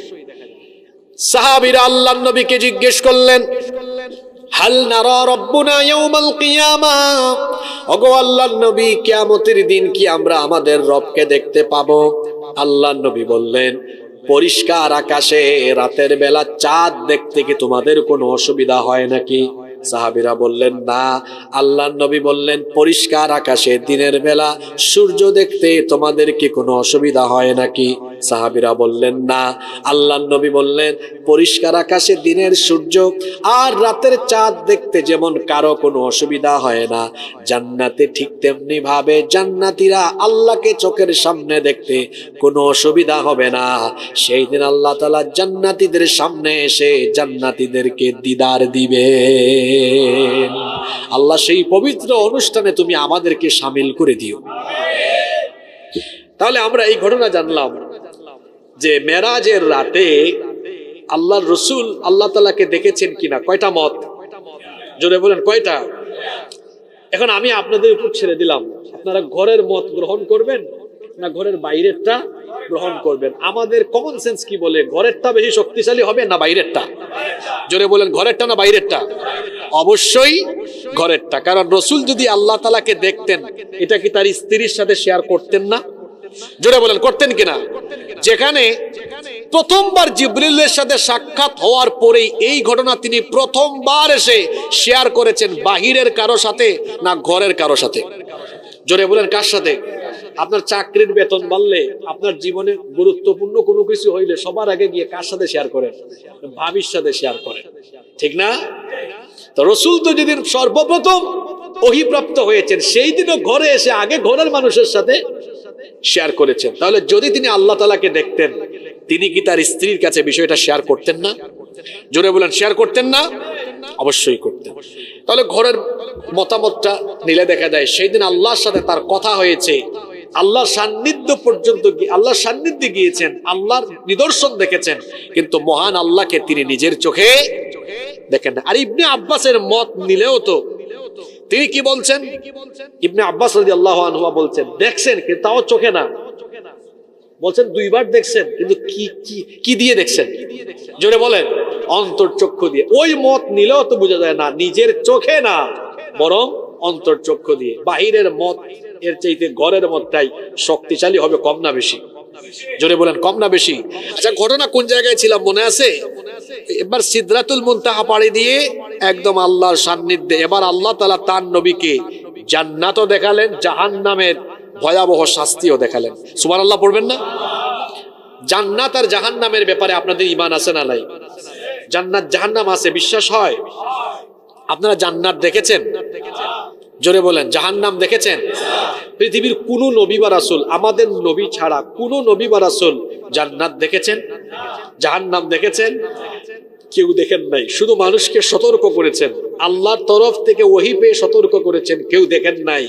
পৃথিবীর অন্যান্য নবী রাসূল আর আপনারা বলবেন হুজুর আদম নবী তো জান্নাতেই ছিলেন। জান্নাতে ছিলেন না? উনি কি জাহান্নাম দেখছে নাকি? জাহান্নাম দেখছে? দেখে নাই। আমি বলছি জান্নাত এবং জাহান্নাম। আল্লাহ তার হাবিবকে দুইটাই দেখালেন, জান্নাতের নেয়ামতও দেখালেন, জাহান্নামের শাস্তিও। আমরা যা দেখবো হাজার হাজার বছর পরে আল্লাহর নবীকে তা দেখিয়েছেন আল্লাহ আরো ১৫০০ বছর আগে। আল্লাহু আকবার। সেখানে সুদখুরের কি শাস্তি, জিনা ব্যভিচারের কি শাস্তি, গীবতের কি শাস্তি, আরো বিভিন্ন পাপের, এতিমের মাল খাইলে কি শাস্তি, বিভিন্ন পাপের অপকর্মের শাস্তি আল্লাহ তাআলা তার হাবিবকে নিজের চোখে দেখিয়েছেন, যাতে করে উম্মতকে তিনি এসে এই পাপ অপকর্মের ব্যাপারে সতর্ক করতে পারেন। আল্লাহু আকবার। যেহেতু লম্বা হয়ে যাবে বললে আমরা ওইদিকে যাচ্ছি না, আমাদের আরো গুরুত্বপূর্ণ কথা আছে। এই যে আমানতের খেয়ানত করা, তারপরে এতিমের মাল খাওয়া অন্যায়ভাবে, গীবত করা, চুগলখুরি করা, সুদ খাওয়া, জিনা ব্যভিচার করা, বিভিন্ন পাপের শাস্তির রকমগুলো কেমন আল্লাহ তার হাবিবকে দেখিয়েছেন। দেখানোর পরে এবার আবার ফিরে আসার পালা। ফিরে আসার সময় আল্লাহ তার হাবিবকে বলতেছেন, আপনি যে চলে যাচ্ছেন, আপনার উম্মতের জন্য আমার তরফ থেকে কোনো হাদিয়া, কোনো উপহার নিয়ে যাবেন না? আপনার উম্মতের জন্য আমি হাদিয়া রেখেছি। সেই হাদিয়া হলো আপনার উম্মতকে আমি জান্নাত দেওয়ার জন্য জান্নাতের চাবি আপনার কাছে দিয়ে দিচ্ছি। তারা যদি জান্নাতে যাওয়ার জন্য এই চাবিকাঠি নেওয়ার জন্য আমার কাছে ডেইলি আসে, আমি জান্নাতে যাওয়া সহজ করে দেব। সুবহানাল্লাহ। জান্নাতের চাবি হলো নামাজ। জান্নাতের চাবি কি? আল্লাহ বললেন, আপনার উম্মতের জন্য আমি 50 ওয়াক্ত নামাজ হাদিয়া হিসেবে দিলাম। আল্লাহর নবী বড় খুশি হলেন। 50 ওয়াক্ত নামাজ উম্মতের জন্য হাদিয়া নিয়ে নবীজি এবার ব্যাক করছেন, ফিরে আসতেছেন। প্রতিমধ্যে দেখা হলো মুসা আলাইহিস সালামের সাথে। জুড়ে বলেন, কোন নবীর সাথে? মুসা আলাইহিস সালাম জিজ্ঞেস করলেন, আল্লাহ আপনাকে কি কোনো হাদিয়া দিয়েছেন নাকি? আল্লাহর নবী বললেন, হ্যাঁ, আল্লাহ তাআলা আমার উম্মতের জন্য 50 ওয়াক্ত নামাজ দিয়েছেন। মুসা আলাইহিস সালাম বললেন, আপনি এত খুশি হয়ে চলে যাচ্ছেন কেন? আমি তো আপনার সিনিয়র নবী, আমার অভিজ্ঞতা আছে। আমার উম্মতকে আল্লাহ মাত্র 2 ওয়াক্ত নামাজ দিয়েছেন। এই 2 ওয়াক্ত নামাজ তারা ঠিক মতো আদায় করতে পারে নাই। এমন ঘাড় তেরা উম্মত ছিল আমার বনি ইসরাইল জাতি। আপনি আল্লাহর কাছে ফিরে যান, আবেদন করেন তিনি যেন আরেকটু কমায়া দেন। মুসা নবীর পরামর্শে তিনি আল্লাহর কাছে আবেদন করলেন। আল্লাহ তাআলা তার হাবিবের আবেদন মঞ্জুর করে 10 ওয়াক্ত নামাজ কমায়া দিলেন। এখন থাকলো কত ওয়াক্ত? 40 ওয়াক্ত নামাজ নিয়ে ফিরে আসতেছেন। মুসা নবী বললেন, আল্লাহ কতটুকু কমালেন? নবীজি বললেন, আল্লাহ মাত্র 10 ওয়াক্ত কমায় দিয়েছেন। মুসা নবী বললেন, আবার আল্লাহর কাছে আবেদন করেন তিনি যেন আরেকটু কমায় দেন, আপনার উম্মত পারবে না। আল্লাহর নবী পুনরায় আবেদন করলেন, আল্লাহ আরো 10 ওয়াক্ত কমালেন। এখন হইল কত ওয়াক্ত? 30 ওয়াক্ত নামাজ নিয়ে আসতেছেন। মুসা নবী বলতেছেন, না, আপনার উম্মত পারবে না। আবার আল্লাহর কাছে আবেদন করেন যেন আল্লাহ আরেকটু কমায় দেন। আল্লাহর নবী আবার আল্লাহর কাছে আবেদন করলেন। আল্লাহ তাআলা আবেদন মঞ্জুর করে আরো 10 ওয়াক্ত কমায়া দিলেন। এখন হইল কত ওয়াক্ত? 20 ওয়াক্ত হইল। 20 ওয়াক্ত নিয়ে চলে আসতেছেন। মুসা নবী বললেন, না, আপনার উম্মত পারবে না। আল্লাহর কাছে আবেদন করেন আল্লাহ তাআলা যেন আরেকটু কমায়া দেন। মুসা নবীর এই পরামর্শ শুনে আল্লাহর নবী আরেকবার আবেদন করলেন। আল্লাহ তাআলা আরো 10 ওয়াক্ত নামাজ কমায়া দিলেন। এখন হইল কত ওয়াক্ত? 10 ওয়াক্ত নামাজ নিয়ে ফিরে আসতেছেন। মুসা নবী বললেন, আপনার উম্মত 10 ওয়াক্তও পারবে না। আল্লাহর কাছে পুনরায় আবেদন করেন তিনি যেন আরেকটু কমায় দেন। এবার আল্লাহর নবী আবেদন করার পরে আল্লাহ আরো 5 ওয়াক্ত কমায়া দিলেন। এখন থাকলো কত ওয়াক্ত? মুসা নবী আবারও বললেন, না, বলেন আল্লাহকে আরো কমায় দিতে।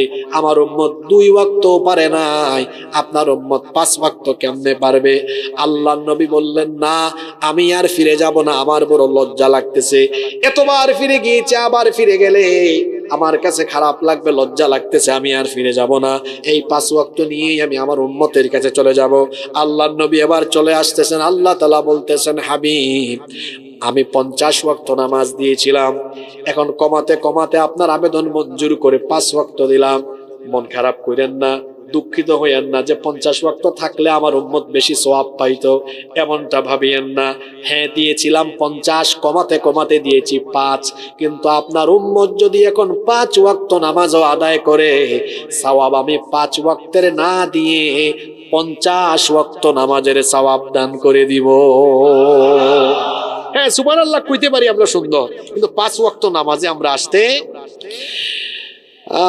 পরিস্থিতি বড় কঠিন।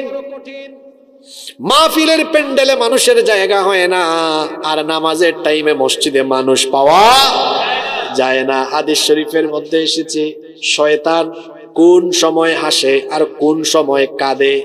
ভালো করে শুনেন, শয়তান কোন সময় হাসে আর কোন সময় কাঁদে। আল্লাহর নবী বলেছেন, যখন কোনো ব্যক্তি আল্লাহকে সাজদা দেয়, ইবলিস এটা দেখলে, শয়তান এটা দেখলে, ইয়াতাজালাশ শাইতানু ফায়াবকি, এটা দেখলে ইবলিস ওই ব্যক্তির কাছ থেকে দূরে চলে যায়। শয়তান এই ব্যক্তির সাজদার দৃশ্য দেখলে কাঁদে। এই হাদিস আমাকে আপনাকে বার্তা দিল, আমরা নামাজে গেলে ইবলিস কাঁদে, আর আমরা যখন নামাজে যাই না ইবলিস তখন হাসে। কথা বুঝে থাকলে সবাই বলেন দেখি, আমরা নামাজে গেলে ইবলিস হাসে না কাঁদে? সবাই বলেন, আমরা নামাজে গেলে ইবলিস কাঁদে না হাসে? আর আমরা নামাজে না গেলে ইবলিস? সুন্দর উত্তর দিয়েছেন। নাও টেক ইউর ডিসিশন, এবার আপনারা সিদ্ধান্ত নেন। এখন নামাজের টাইমে আপনারা ইবলিসকে হাসাবেন না কাঁদাবেন? এখন যারা চুপচাপ থাকলো এরা কি ইবলিসের কাছ থেকে খেলাফতি নিয়েছে? তাহলে কথা বললেন না কেন? নামাজে গেলে ইবলিস কাঁদে, না গেলে ইবলিস হাসে। একজন চুপ থাকবেন না, নইলে আরো কঠিন কথা বলবো। এখন বলেন দেখি, নামাজের টাইমে বেটা শয়তানকে আপনারা হাসাবেন না কাঁদাবেন? জোরে বলেন। কাঁদাইতে হইলে নামাজ ছাড়বেন না আদায় করবেন? আদায় করেন। ওই যে আমার জাতীয় কবি বলেছেন, ঘুমাইয়া কাজা করেছ ফজর, তখনও জাগনি যখন জোহর, হেলায় খেলায় কেটেছে আসর, মাগরিবেরই শুনিয়া যান, এখনো জামাতে হরে শামিল, এখনো এর সাথে আছে স্থান, বাজিছে দামামা বাদরে আমামা, শির উঁচু করে মুসলমান, দাওয়াত এসেছে নয়া জামানার, ভাঙা কেল্লায় উড়ে নিশান। কি বাস্তবিক কথা তার কবিতার প্রতিটি লাইনে তিনি বলেছেন। ফজর কেমনে যায় তিনি বলছেন, ঘুমাইয়া কাজা করেছ ফজর। ওই যে আরেকজন সুন্দর লিখেছে, ফজরের ক্ষণ গেল পরনি নামাজ, জোহরে ও ডুবেছিলে নিয়ে শত কাজ, ফজরের ক্ষণ গেল পরনি নামাজ, জোহরে ও ডুবেছিলে নিয়ে শত কাজ, হেলায় খেলায় গেল আসরের কাল, মাগরিবেও পড়লে না নামাজির সাজ, ফজরের ক্ষণ গেল পরনি নামাজ, জোহরেও ডুবেছিলে নিয়ে শত কাজ। এই যে ফজরের টাইমে ঘুমাইলেন, আপনি আসলেন না নামাজে, জোহরের নামাজের আগে আপনার জানাজা রেডি হওয়ার সম্ভাবনা আছে না নাই? কেমন করে ঘুমাও তুমি, কেমন করে ঘুমাও তুমি, ফজর করে কাজা, এমন তো হতে পারে জোহরে জানাজা। হতে পারে কি পারে? নামাজ যে ছাড়েন, কেমনে ছাড়েন? আপনার মগজে কি শয়তান পেশাব করলো নাকি? এই হাদিস কি মাথায় ঢুকে না? আপনি নামাজে না গেলে শয়তান হাসে, আর গেলে শয়তান কাঁদে। তো নামাজে গেলে আল্লাহ খুশি হন, না গেলে শয়তান খুশি হয়। আপনি কি ডেইলি 5 বার নামাজে না গিয়ে শয়তানের গোলামি করে শয়তানকে খুশি করবেন, না ডেইলি আল্লাহর গোলামি করে আল্লাহকে খুশি করবেন? সবাই তো বললেন না, খুশি করব কাকে? তাহলে আজকে কি আমরা এখান থেকে সিদ্ধান্ত নিতে পারি আর কোনোদিন মরার আগে নামাজ ছাড়বো না? ইনশাআল্লাহ। মেরাজের সর্বশ্রেষ্ঠ, মেরাজের হাদিয়া কি? সবাই বললেন না, মেরাজের হাদিয়া কি? সবাই বলেন। রোজা, হজ, যাকাত সব বিধিবিধান দেওয়া হয়েছে দুনিয়ায়, একমাত্র নামাজ দেওয়া হয়েছে 7 আসমানের উপরে আল্লাহর সান্নিধ্যে নিয়ে। আল্লাহ তার হাবিবকে উম্মতের জন্য 5 ওয়াক্ত নামাজ গিফট করে দিয়েছেন। সুবহানাল্লাহ। কষ্ট হচ্ছে আপনাদের? এবার শুনেন মজার ঘটনা। এই আশ্চর্যজনক মহাবিস্ময়কর ঘটনাটি শেষ করে ফজরের আগে আল্লাহর নবী চলে আসছেন। আসার পরে পরের দিন আবু জাহেল আল্লাহর রাসূলের কাছে আসছে। আল্লাহর নবী তো ডেইলি নতুন নতুন আয়াত সূরা নাজিল হয় আর তেলাওয়াত করে শোনান। তো আবু জাহেল এসে বলতেছে, মুহাম্মদ, আমরা বলি সাল্লাল্লাহু আলাইহি ওয়াসাল্লাম, তুমি তো প্রতিদিনই নতুন নতুন কথা শোনাও, আজকে কি কোনো নতুন সংবাদ আছে নাকি? আল্লাহর রাসূল বলেন, আজকে আশ্চর্যজনক এক নতুন সংবাদ আছে। আবু জাহেল তো নড়ে চড়ে বসলো, আশ্চর্যজনক কি আবার? বললেন আমি শুনবো কি হয়েছে। আল্লাহর নবী তখন বললেন, এদিকে তাকান, খেয়াল করে শোনেন। আল্লাহর নবী তখন বললেন, আল্লাহর নবী তখন, এই বাচ্চারা ওয়া নো মাইতো, কথা বলবেন না। আবু জাহাল বলতেছে কি ঘটনা ঘটলো? আল্লাহর রাসূল বললেন, আবু জাহাল, এই গত রাতে, শোনেন, এই গত রাতে আল্লাহ আমাকে মসজিদে হারাম থেকে মসজিদে আকসায় নিয়ে গেলেন। ওখান থেকে 7 আসমান পাড়ি দেওয়ায়া, সিদরাতুল মুনতাহা পাড়ি দেওয়ায়া আল্লাহ আমাকে তার সান্নিধ্যে নিয়ে গিয়েছেন। আপনারা সুবহানাল্লাহ পড়ছেন, কিন্তু আবু জাহাল সুবহানাল্লাহ পড়ে নাই। আবু জাহাল বলতেছে হায় হায়, বলে কি?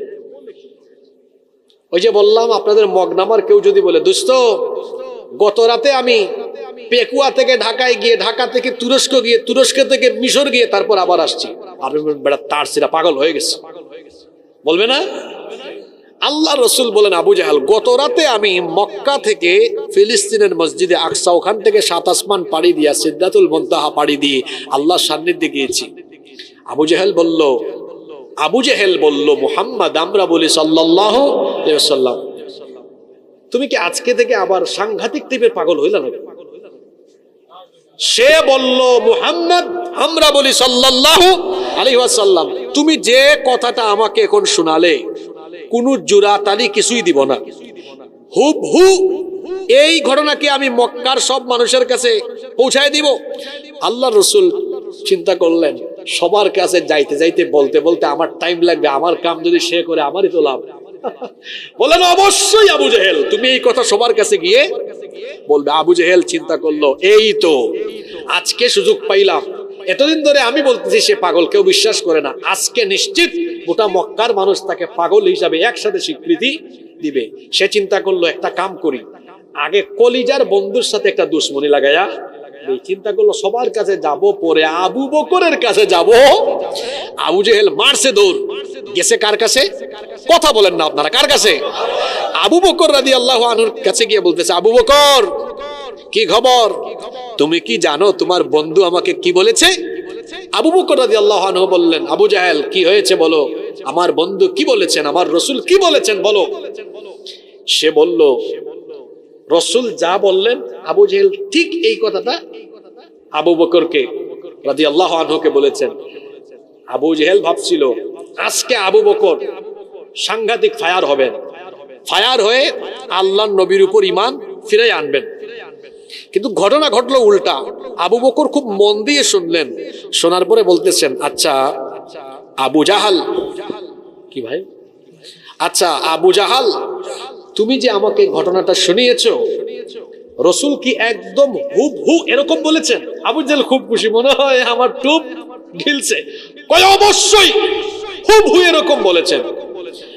আবু বকর রাদিয়াল্লাহু আনহু এবার বললেন, যদি রাসূল হুবহু এভাবে বলেন, শোনো আবু জাহেল, একটা কথাও মিথ্যা না, সব সত্য।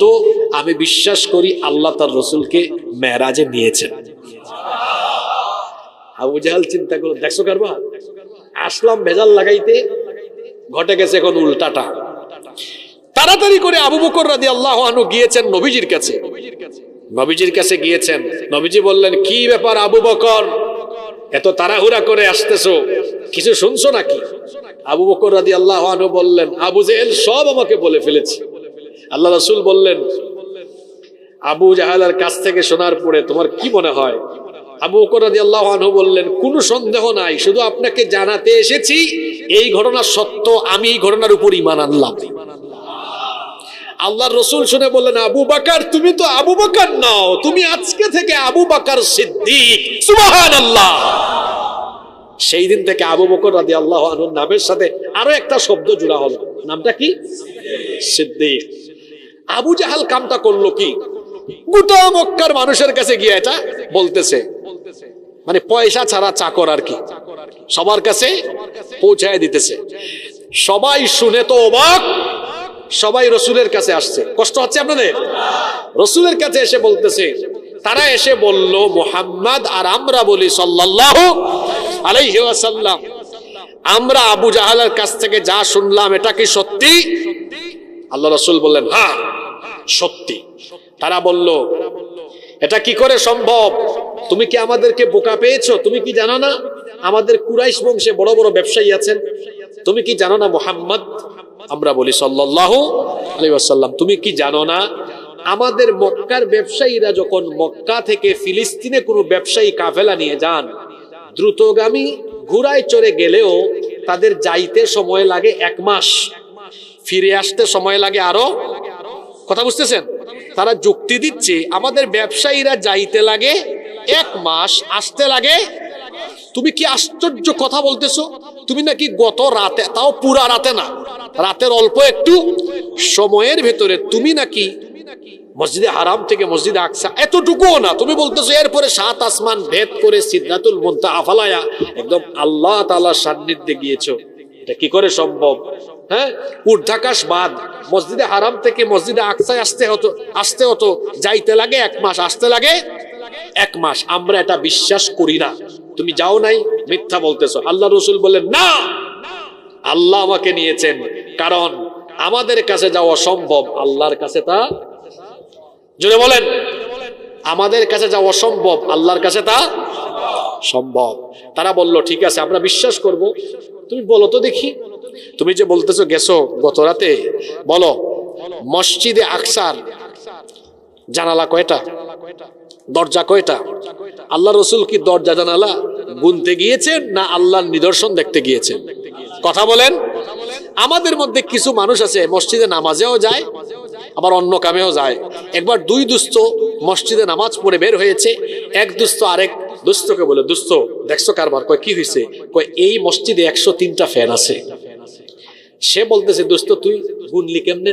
কয় হুজুরের কাম করছে, আমার কাম আমি করছি। হুজুর তিলাওয়াত করছে, লম্বা তেলাওয়াত, শেষ হয় না, আমি কি করব? অনেকে আছে আবার ওয়াজ শুনে বাড়ি গেলে ভাবি বলে কি ওয়াজ শুনছো? কয় আল্লাহই জানে, ভুলে গেছি সব। হ্যাঁ, কয় ওয়াজ কি হয়েছে জানি না, কিন্তু এই মাহফিলে 2টা চেয়ার ছিল আর দেখছি বাতি ছিল 70টা। কেউ বাতি গুনে, কেউ মসজিদে গিয়ে ফ্যান গুনে, আর কেউ নামাজ আদায় করে ওয়াজ শুনে, ঠিক না? আল্লাহর রসুলকে জিজ্ঞেস করতেছে মসজিদে আকসার দরজা কয়টা, জানালা কয়টা? রসুল কি এত কিছু খেয়াল করেছেন? মানে ওরা ভাবছে আমরা তো গেছি, আমাদের ব্যবসায়ীরা গিয়েছে, আমরা জানি। সে যদি সত্যিই যায় তো এখন কি হবে? ধরা খাবে। আল্লাহ রসুল চুপ, কোনো কথা বলেন না। আল্লাহ তাআলা বললেন নবী চুপ হয়ে যাবেন কেন? আপনি চিন্তা করেন না, আমি আল্লাহ আপনার চোখের সামনে মসজিদে আকসা তুলে ধরছি, দেখে দেখে সব বলে দেন।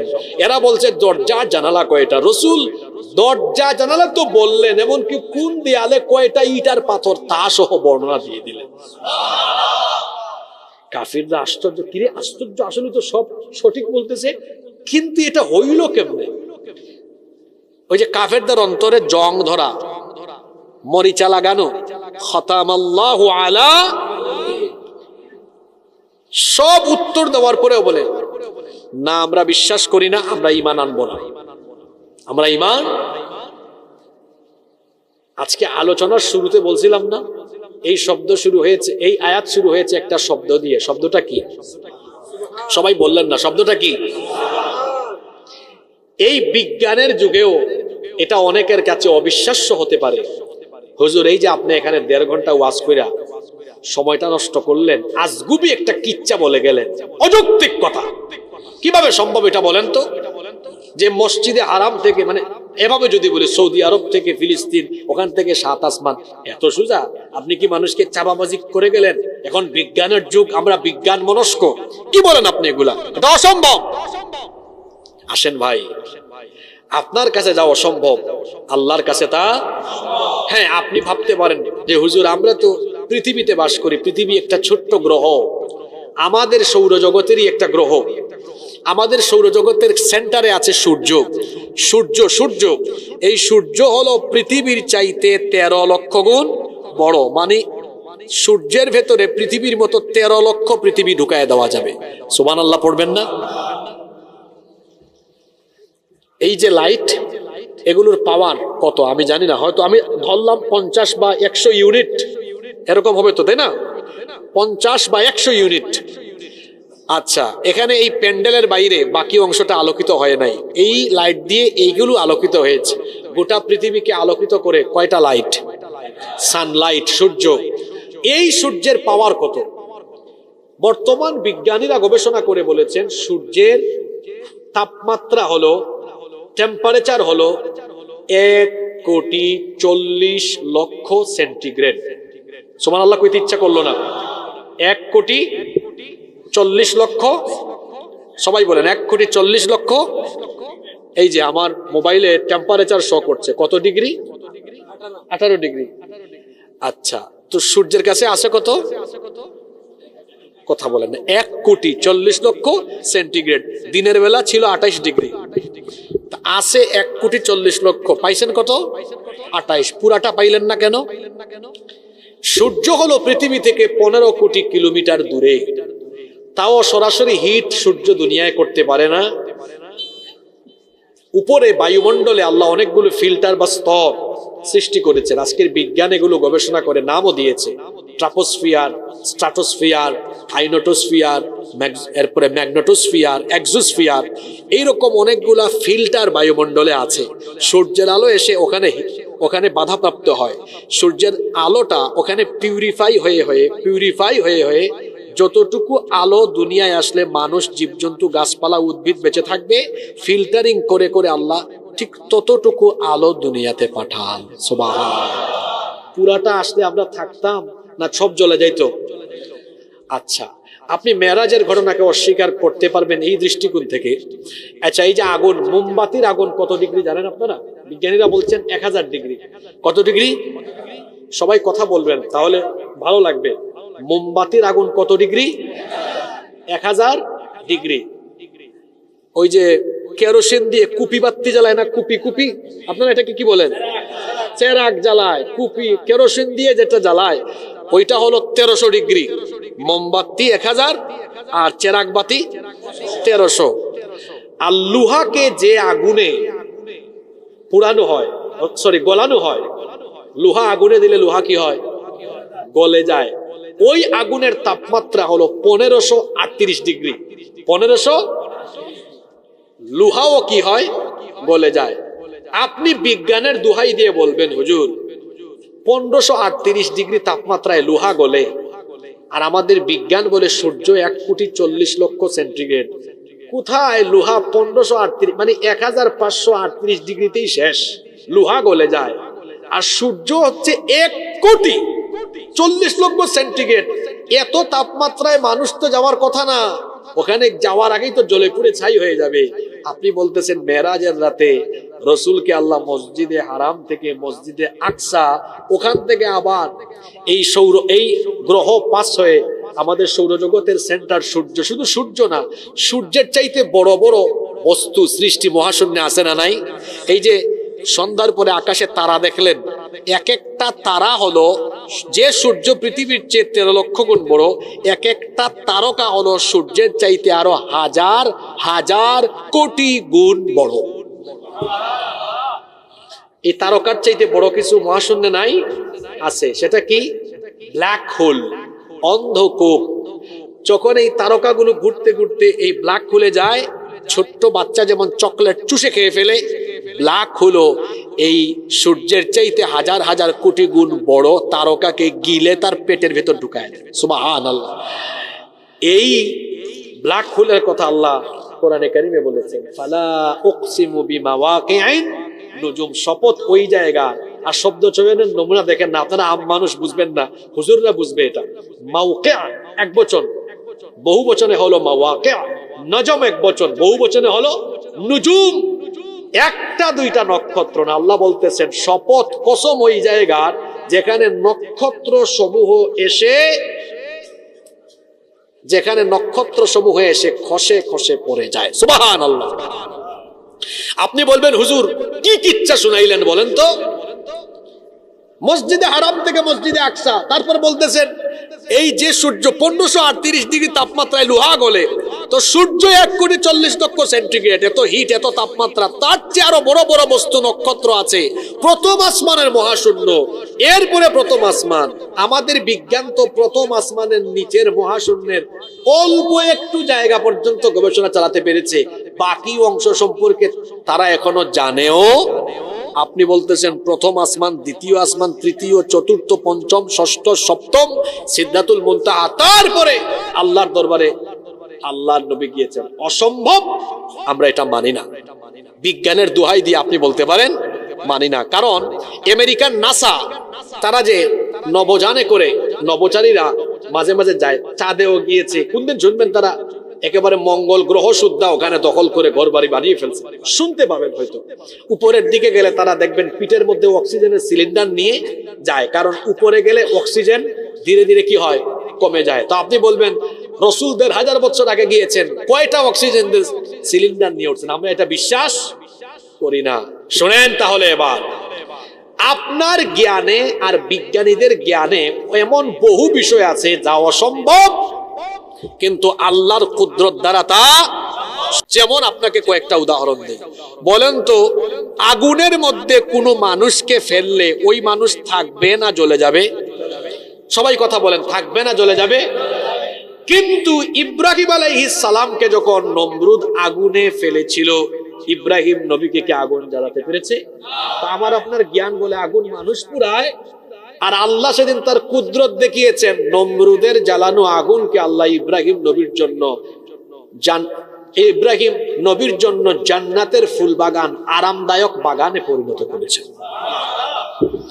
ইব্রাহিম নবী বয়স্ক কালে তার নাতি নাতনিরা তাকে একবার জিজ্ঞেস করতেছে, দাদা আপনার জীবনে সবচেয়ে আরামের সময় কোন সময় ছিল?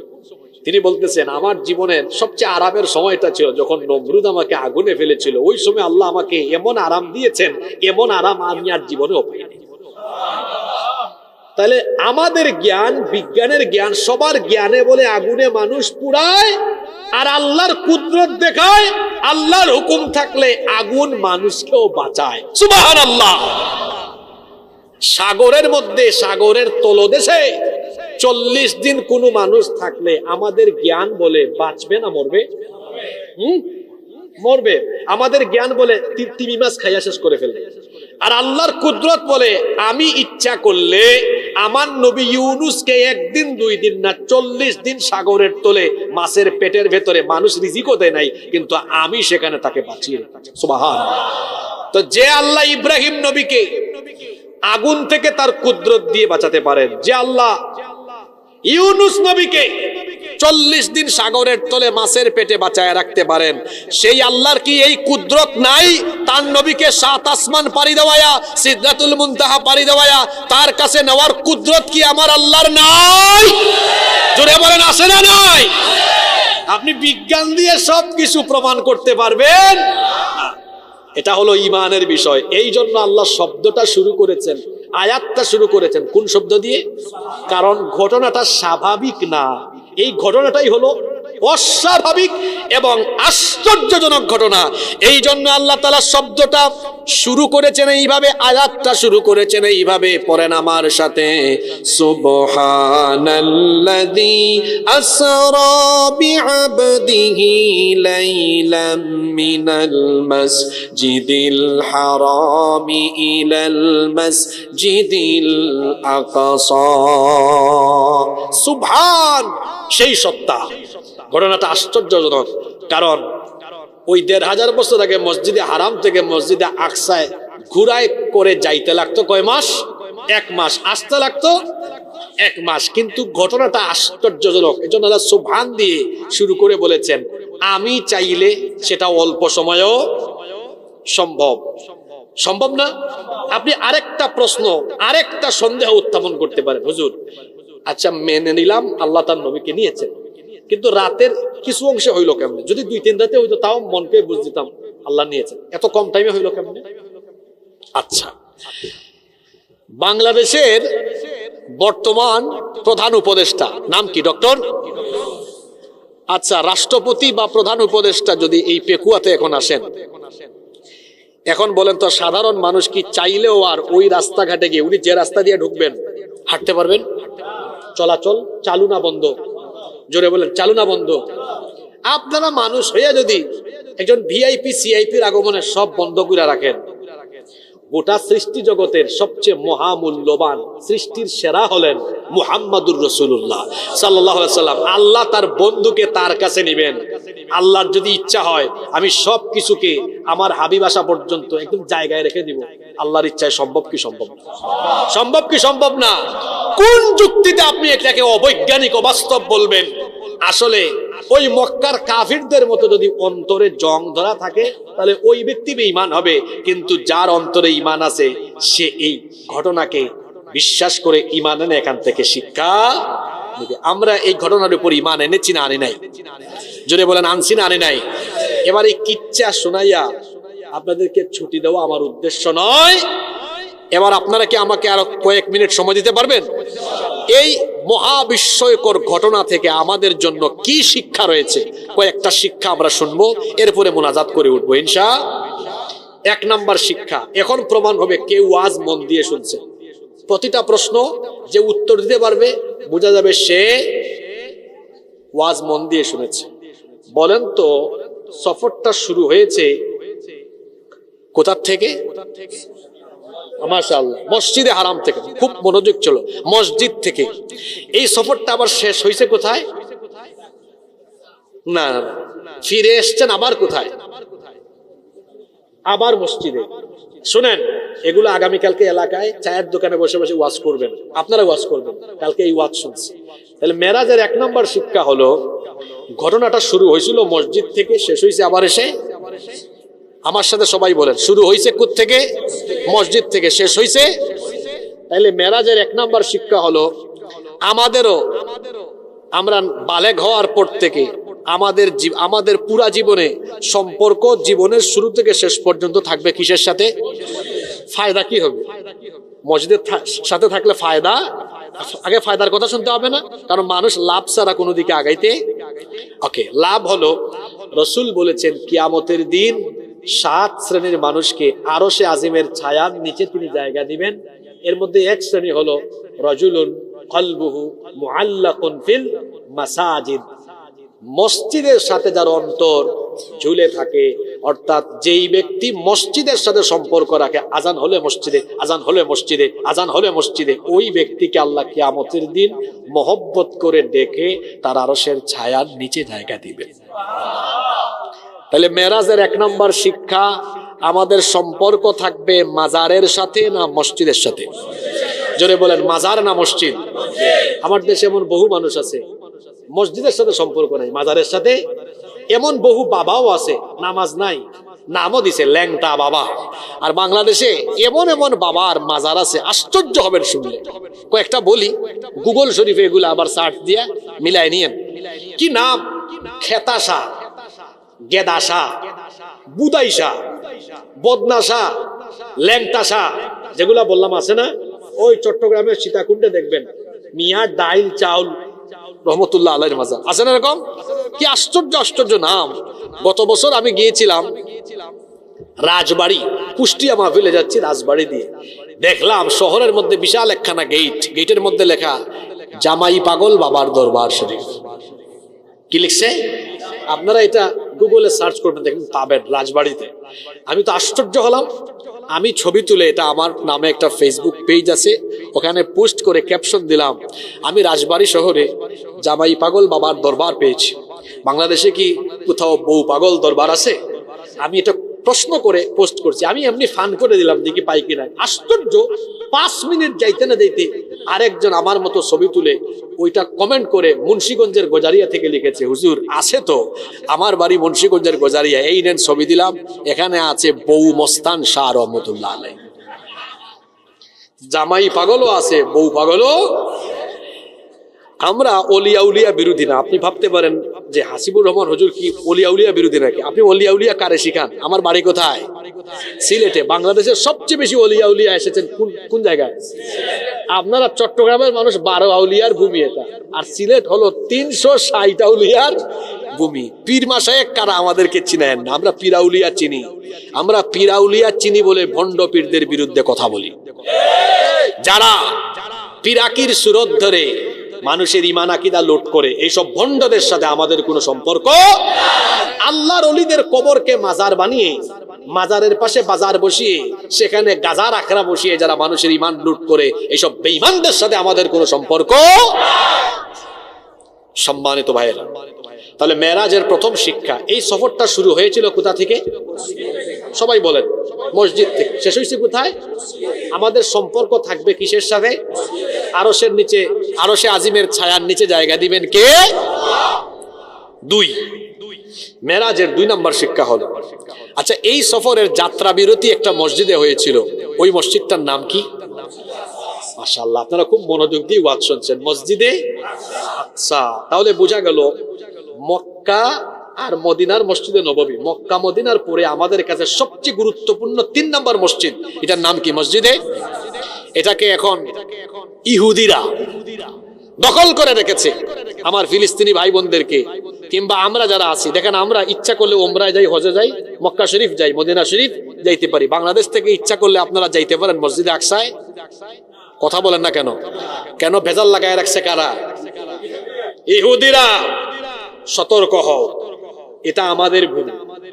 মসজিদে আকসা ফিলিস্তিন, এটা মুসলমানদের ভূমি, তোমরা দখল করে রাখতে পারবা না। ইমাম মাহদি আসবেন, তারপরে ঈসা আলাইহিস সালাম আসবেন, দাজ্জালকে হত্যা করবেন, ইমাম মাহদি আসবেন, ঈসা নবী আসবেন, মসজিদে আকসা পুনরুদ্ধার করা হবে, মসজিদে আকসায় আবার পৃথিবীর মুসলমানরা নামাজ পড়বে। মেরাজের এই ঘটনা থেকে 2 নম্বর শিক্ষা হলো, ওই মসজিদ পুনরুদ্ধারে, ওই মসজিদের প্রতি প্রেম ভালোবাসা সমুন্নত রেখে এই মসজিদ এবং তার জনপদের অধিবাসীদের পক্ষে আমরা সব সময় থাকব, আমরা ফিলিস্তিনিদের পক্ষে থাকব। এটা মেরাজের কয় নম্বর শিক্ষা? কষ্ট হচ্ছে নাকি আপনাদের? 3, মেরাজের 3 নম্বর শিক্ষা হলো, মেরাজের রাতে আল্লাহর দেওয়া উপহার হলো আমাদের জন্য কি? জোরে বলেন, নামাজ। অনেকে আছে মেরাজের রাতে ইমাম সাহেব হুজুরকে গিয়ে বলে, হুজুর মেরাজের নামাজ কয় রাকাত? মেরাজের রোজা রাখবো কেমনে? আমাদেরকে অনেকে ফোন দেয়, হুজুর আবাজি কি বলেন, মেরাজের নামাজ কয় রাকাত, মেরাজের রোজা রাখবো কেমনে? হায় রে হায়, পরিস্থিতি হয়েছে এমন, এক লোক গিয়েছিল একবার ওয়াজে মাহফিলে, গিয়ে হুজুরের পাগড়ির বয়ানের নসিহত শুনছে, পাগড়ির ফজিলত। আসার পথে আজান হইছে, মাথায় নাই পাগড়ি, কই এত মজার বয়ান শুনলাম, ওয়াজ শুনলাম, পাগড়ি না বানলে কি হয়? লুঙ্গি খুলে বানছে পাগড়ি।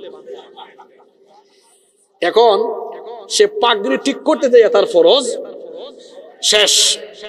আমার বাংলাদেশে দেখা যায় সারা বছর বেনামাজি, তারপর হুজুরকে বলে, হুজুর মেরাজের নামাজ শিক্ষা।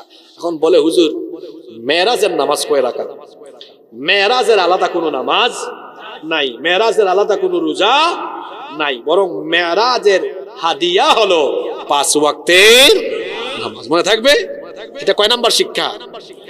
দেখি তো কি বলছিলাম। 1 নাম্বার শিক্ষা, আমাদের সম্পর্ক থাকবে কিসের সাথে? কারণ এই সফর শুরু হয়েছিল কোথা থেকে, শেষ হয়েছে কোথায়? 2 নাম্বার শিক্ষা, আমাদের আবেগ প্রেম ভালোবাসা থাকবে একটা মসজিদের প্রতি, যেটা এই ঘটনার সাথে সম্পৃক্ত। এটার নাম কি? আল আকসা। আমরা স্লোগানও দিব, ফ্রি ফ্রি আল আকসা, ফ্রি ফ্রি আল আকসা। 3 নাম্বার শিক্ষা, মেরাজের উপহার আমাদের জন্য, মরার আগ পর্যন্ত এই নামাজ আর ছাড়বো না। একটু আল্লাহ তাআলাকে হাত তুলে দেখান তো, মাশাআল্লাহ। আবেগে তুলছেন না বুঝে শুনে তুলছেন? একটু হাতটা তুলে দিয়ে রাখেন, বলেন নামাজে না গেলে খুশি হয় কে? গেলে খুশি হন কে? সারা জীবন খুশি করব কাকে? আল্লাহ কবুল করেন। মেরাজের 4 নাম্বার শিক্ষা হলো, এই রাতে আল্লাহ তাআলা তার হাবিবকে জাহান্নামের বিভিন্ন শাস্তি দেখাইছেন কি দেখান নাই? সুদের শাস্তি, আমরা কি সুদ খাবো? জোরে বলেন, সুদ খাবো। গীবতের শাস্তি, আমরা কি গীবত করব? আল্লাহ নবীকে আল্লাহ জিনা বেবিচার পরকিয়ার শাস্তি দেখিয়েছেন। জিনা বেবিচার পরকিয়ার সাথে আমাদের কোনো সম্পর্ক থাকবে? আল্লাহর রসুলকে আল্লাহ তাআলা সেই রাতে এতিমের সম্পদ ভক্ষণকারীদের শাস্তি দেখিয়েছেন। এতিমের মাল খাবো? জোরে বলেন, এতিমের মাল খাবো। আমানত নষ্ট করলে কি শাস্তি হয় দেখিয়েছেন। আমরা কি আমানত নষ্ট করব? সংক্ষেপে যদি বলি, পাপী তাপী গুনাহগাররা জাহান্নামে কি শাস্তি পায় সে শাস্তি আল্লাহ দেখিয়েছেন। মেরাজের শিক্ষা হলো আমরা ওই জাহান্নাম থেকে বাঁচার জন্য সকল পাপ ছাড়বো, সকল নেক আমল ধরবো। রাজি আছেন? বেশি কথা বললে মনে থাকে না। কয়টা শিক্ষা বললাম? এই 4টা শিক্ষা নিয়ে বাড়ি যান। অন্তত এই কথাগুলো কালকে সবার কাছে ছড়ায় দিবেন। 1, আমাদের সম্পর্ক থাকবে কিসের সাথে? 2, আমরা একটা মসজিদকে মুক্ত করার জন্য আওয়াজ তুলবো, পক্ষে থাকবো। সেই মসজিদের নাম কি? 3, মেরাজের উপহার ছাড়বো না আদায় করব? সবাই বললেন না, ছাড়বো না আদায় করব। 4 নাম্বার শিক্ষা, ওই রাতে আল্লাহ তার হাবিবকে জাহান্নামের শাস্তি দেখিয়েছেন। জাহান্নামে যাওয়া লাগে যে সকল পাপ আর গুনাহ করলে, সকল পাপ সকল গুনাহ ছাড়বো, সকল নেক আমল করব। বলেন ইনশাআল্লাহ। আল্লাহ তাআলা এই শিক্ষাগুলো আমাদের জীবনে প্রতিফলন করার তৌফিক দান করেন। আমার কোনো কথায়, আচরণে যদি আপনারা কষ্ট পেয়ে থাকেন, আল্লাহর ওয়াস্তে আমাকে মাফ করে দিবেন। আমি যদি মনের অজান্তে কোনো ভুল কথা বলি, আল্লাহ আমাদের স্মৃতিপট থেকে তা মুছে দিন। আর যত কথা আমি সত্য বলেছি, সঠিক বলেছি, আল্লাহ আমাদের সবাইকে সেগুলো জীবনে আমল করার তৌফিক দান করেন। এই ইসলাম প্রচার পরিষদ প্রতি বছর এখানে মাহফিল আয়োজন করে, আজকে 35 বছর শেষ হয়ে গেল। এই মাহফিলটা সারা জীবন চালু থাকুক। আপনারা চান কি চান না? তাদের জন্য দোয়া করব। এই এলাকার জীবিত, মৃত, মুর্দেগান, অসুস্থ, ব্যবসায়ী, প্রবাসী মা বোনেরা এবং যুবক ভাইরা যারা আয়োজন করেছেন, সবার জন্য দোয়া হবে ইনশাআল্লাহ। আলহামদুলিল্লাহি রাব্বিল আলামিন والصلاة والسلام على أشرف الأنبياء والمرسلين ربنا ظلمنا أنفسنا وإن لم تغفر لنا وترحمنا لنكونن من الخاسرين ربنا لا تزغ قلوبنا بعد إذ هديتنا وهب لنا من لدنك رحمة إنك أنت الوهاب رب العالمين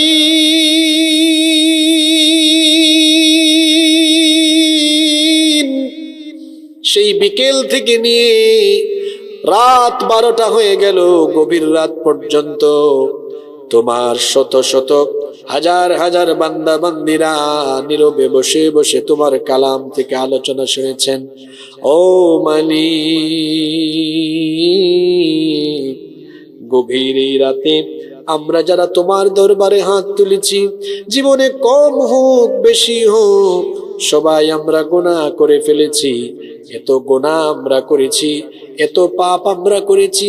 চক্ষু বন্ধ করে যখন নিজেদের জীবনের অতীত নিয়ে একটু চিন্তা করি, মনে হয় যেন গুনাহের সাগরে আমরা হাবুডুবু খেয়ে আছি। এত পাপ আমরা করেছি, পাপ করতে করতে গুনাহ করতে করতে নিজেদের নফসকে আমরা কলুষিত করে ফেলেছি। রব্বুল আলামিন, ওগো আমাদের মালিক, আমরা জানি আমাদের গুনার পরিমাণ অনেক বেশি, কিন্তু আমরা তো এটাও জানি আমাদের গুনাহের চাইতে তোমার দয়ার পরিমাণ আরো বহু গুণে বেশি। রব্বুল আলামিন, সেজন্য তোমার দয়া, তোমার রহমতের আশা করে জীবনের সমস্ত গুনাহের জন্য লজ্জিত হয়ে, অনুতপ্ত হয়ে তোমার দরবারে ভিখারির মতো দুখানা হাত আমরা তুলে দিয়েছি গো আল্লাহ। রব্বুল আলামিন, জানি না আর কোনদিন এইভাবে আমরা তোমার কাছে হাত তুলবার সুযোগ পাবো কিনা। গত বছর এই মাহফিলে আমাদের সাথে মুনাজাতে ছিলেন এইরকম অনেক মানুষ আমাদেরকে ছেড়ে আজ অন্ধকার কবরের বাসিন্দা হয়ে গিয়েছেন। এমনও হতে পারে এই বছরের মুনাজাত আমাদের কারো কারো জন্য শেষ মুনাজাত হতে পারে। রব্বুল আলামিন, ঘরে বসে আমরা দুনিয়ার সব খবর এখন নিতে পারলেও আমরা তো কেউ জানি না আমাদের কার জন্য কাফনের কাপড় এসে দোকানে রেডি হয়ে আছে। রব্বুল আলামিন, এমনও হতে পারে আজকের এই মুনাজাত আমাদের কারো কারো জন্য জীবনের শেষ মোনাজাত হয়ে যেতে পারে। রব্বুল আলামিন এটাই যদি জীবনের শেষ মোনাজাত হয়, আর যদি আমাদের জীবনের গুনাহগুলো বাকি থেকে যায়, গুনাহগার হয়ে কবরে গেলে কবরের মাটি আমাদের সাথে ভালো আচরণ করবে না। রব্বুল আলামিন ওই কবর বড় ভয়াবহ জায়গা, বড় সাংঘাতিক জায়গা। কিছুক্ষণ পরে বাড়িতে গেলে আমরা নরম তুলতুলে পরিষ্কার পরিচ্ছন্ন বিছানায় ঘুমানোর সুযোগ পাবো, কিন্তু কবরে নরম তুলতুলে পরিষ্কার কোনো বিছানা নাই। নিচে মাটি, ডানে মাটি, বামে মাটি, উপরে বাঁশের ছাউনি, নাই কোনো বাতি, নাই কোনো সাথী। এই অন্ধকার কবরে তুমি ছাড়া আমাদের আর কোনো উপায় নাই। রব্বুল আলামিন ওই কবরে যদি এই গুনাহের বোঝা নিয়ে আমরা হাজির হই, কবরের মাটি দুই দিক থেকে এমন ভাবে চাপ মারবে, এক পাশের পাঁজর গিয়ে অন্য পাশের পাঁজরে ঢুকে যাবে। জাহান্নামের আগুনে, জাহান্নামের গর্তে কবর পরিণত হয়ে যাবে। ও মালিক, আমরা আমাদের এই দুর্বল শরীর নিয়ে আগুনের তৈরি জাহান্নামে আমরা পড়তে পারবো না গো আল্লাহ। রব্বুল আলামিন সেই জন্য জীবনের সকল পাপকে সামনে নিয়ে তওবা করে তোমার কাছে ভিখারির বেশে হাত তুলেছি। রব্বুল আলামিন আমাদের গুনার দিকে তাকায়ও না, তোমার রহমতের নজর দিয়ে রহমতের দিকে তাকাও। রব্বুল আলামিন তোমার রহমতের দিকে নজর দিয়ে আমাদের জীবনের ছোট বড় জানা অজানা যত গুনাহ আমরা করেছি, দয়া করে সব গুনাহ তুমি মাফ করে দাও। রব্বুল আলামিন আমাদের কলিজার টুকরা সন্তানদেরকে তুমি দ্বীনের জন্য কবুল করে নাও। আমাদের স্ত্রী সন্তানদেরকে তুমি আমাদের জন্য চক্ষু শীতলকারী বানিয়ে দাও। রব্বুল আলামিন আমাদের জনম দুঃখিনী মা আর আমাদের প্রিয় বাবাকে তুমি মাফ করে দাও। আমাদের যাদের বাবা মা আমাদেরকে এতিম বানিয়ে কবরের বাসিন্দা হয়ে গিয়েছেন, রব্বুল আলামিন আমাদের কবরবাসী আব্বা আম্মার কবরকে তুমি জান্নাতের বাগান বানিয়ে দাও। আমাদের যাদের মা বাবা বেঁচে আছেন নেক হায়াত বাড়িয়ে দাও। যতদিন তারা বেঁচে থাকবেন আমাদেরকে আমাদের বাবা মায়ের খেদমত করার তৌফিক দান করে দাও। আল্লাহুম্মা গফিরলি ওয়া লিওয়ালিদাইয়া ওয়া কুর রাব্বিরহামহুমা কামা রাব্বায়ানি صغيرا رب ارحمهما كما ربياني صغيرا رب العالمين ওগো আমাদের মালিক, ওগো আমাদের রব, আমাদের যত আত্মীয় স্বজন কবরে চলে গিয়েছেন সবাইকে তুমি মাফ করে দাও। এই উত্তর এই করলিয়া পাড়ায় মগনামা এলাকায় কবরস্থানে যত মুর্দেগান শহীদ আল্লাহ সবার কবরের আযাব মাফ করে দাও। আমাদের মধ্যে যারা অসুস্থ তাদেরকে শিফা দান করে দাও। রব্বুল আলামিন আমাদের অভাব অনটন দূর করে দাও। আমাদের যার যে সমস্যা আছে সমাধানের ব্যবস্থা করে দাও। রব্বুল আলামিন আমাদের মধ্যে যারা ঋণগ্রস্ত ঋণ পরিশোধের তৌফিক দিয়ে দাও। রব্বুল আলামিন আমাদের উপার্জনের মধ্যে বরকত দিয়ে দাও। হালাল উপায়ে সবাইকে উপার্জনের তৌফিক দাও। আমাদের রিজিকের মধ্যে তুমি বরকত বাড়িয়ে দাও। রব্বুল আলামিন এই মাহফিল বাস্তবায়নের জন্য যারা দিনের পর দিন শ্রম দিয়েছেন, কষ্ট করেছেন, মেহনত করেছেন, রব্বুল আলামিন ইন্তেজামের সাথে যারা সম্পৃক্ত তাদের সবাইকে তুমি মাফ করে দাও। তাদের আব্বা আম্মাকে মাফ করে দাও, তাদের পরিবারের সবাইকে মাফ করে দাও। আমার প্রিয় মুবিন ভাই সহ তার সাথে আরো যত যুবকেরা কষ্ট করেছেন আল্লাহ সবাইকে তুমি মাফ করে দাও। তাদের পরিবারের সবাইকে মাফ করে দাও। মুবিন ভাইয়ের দুটি মেয়েকে আল্লাহ তুমি দ্বীনের জন্য কবুল করে নাও। রব্বুল আলামিন তার সন্তানদেরকে তুমি মা বাবার জন্য চক্ষু শীতলকারী বানিয়ে দাও। রব্বুল আলামিন এই মাহফিলে যত আলেম ওলামা এসেছেন সবাই সবাইকে তুমি মাফ করে দাও, সবাইকে দ্বীনের জন্য কবুল করে নাও।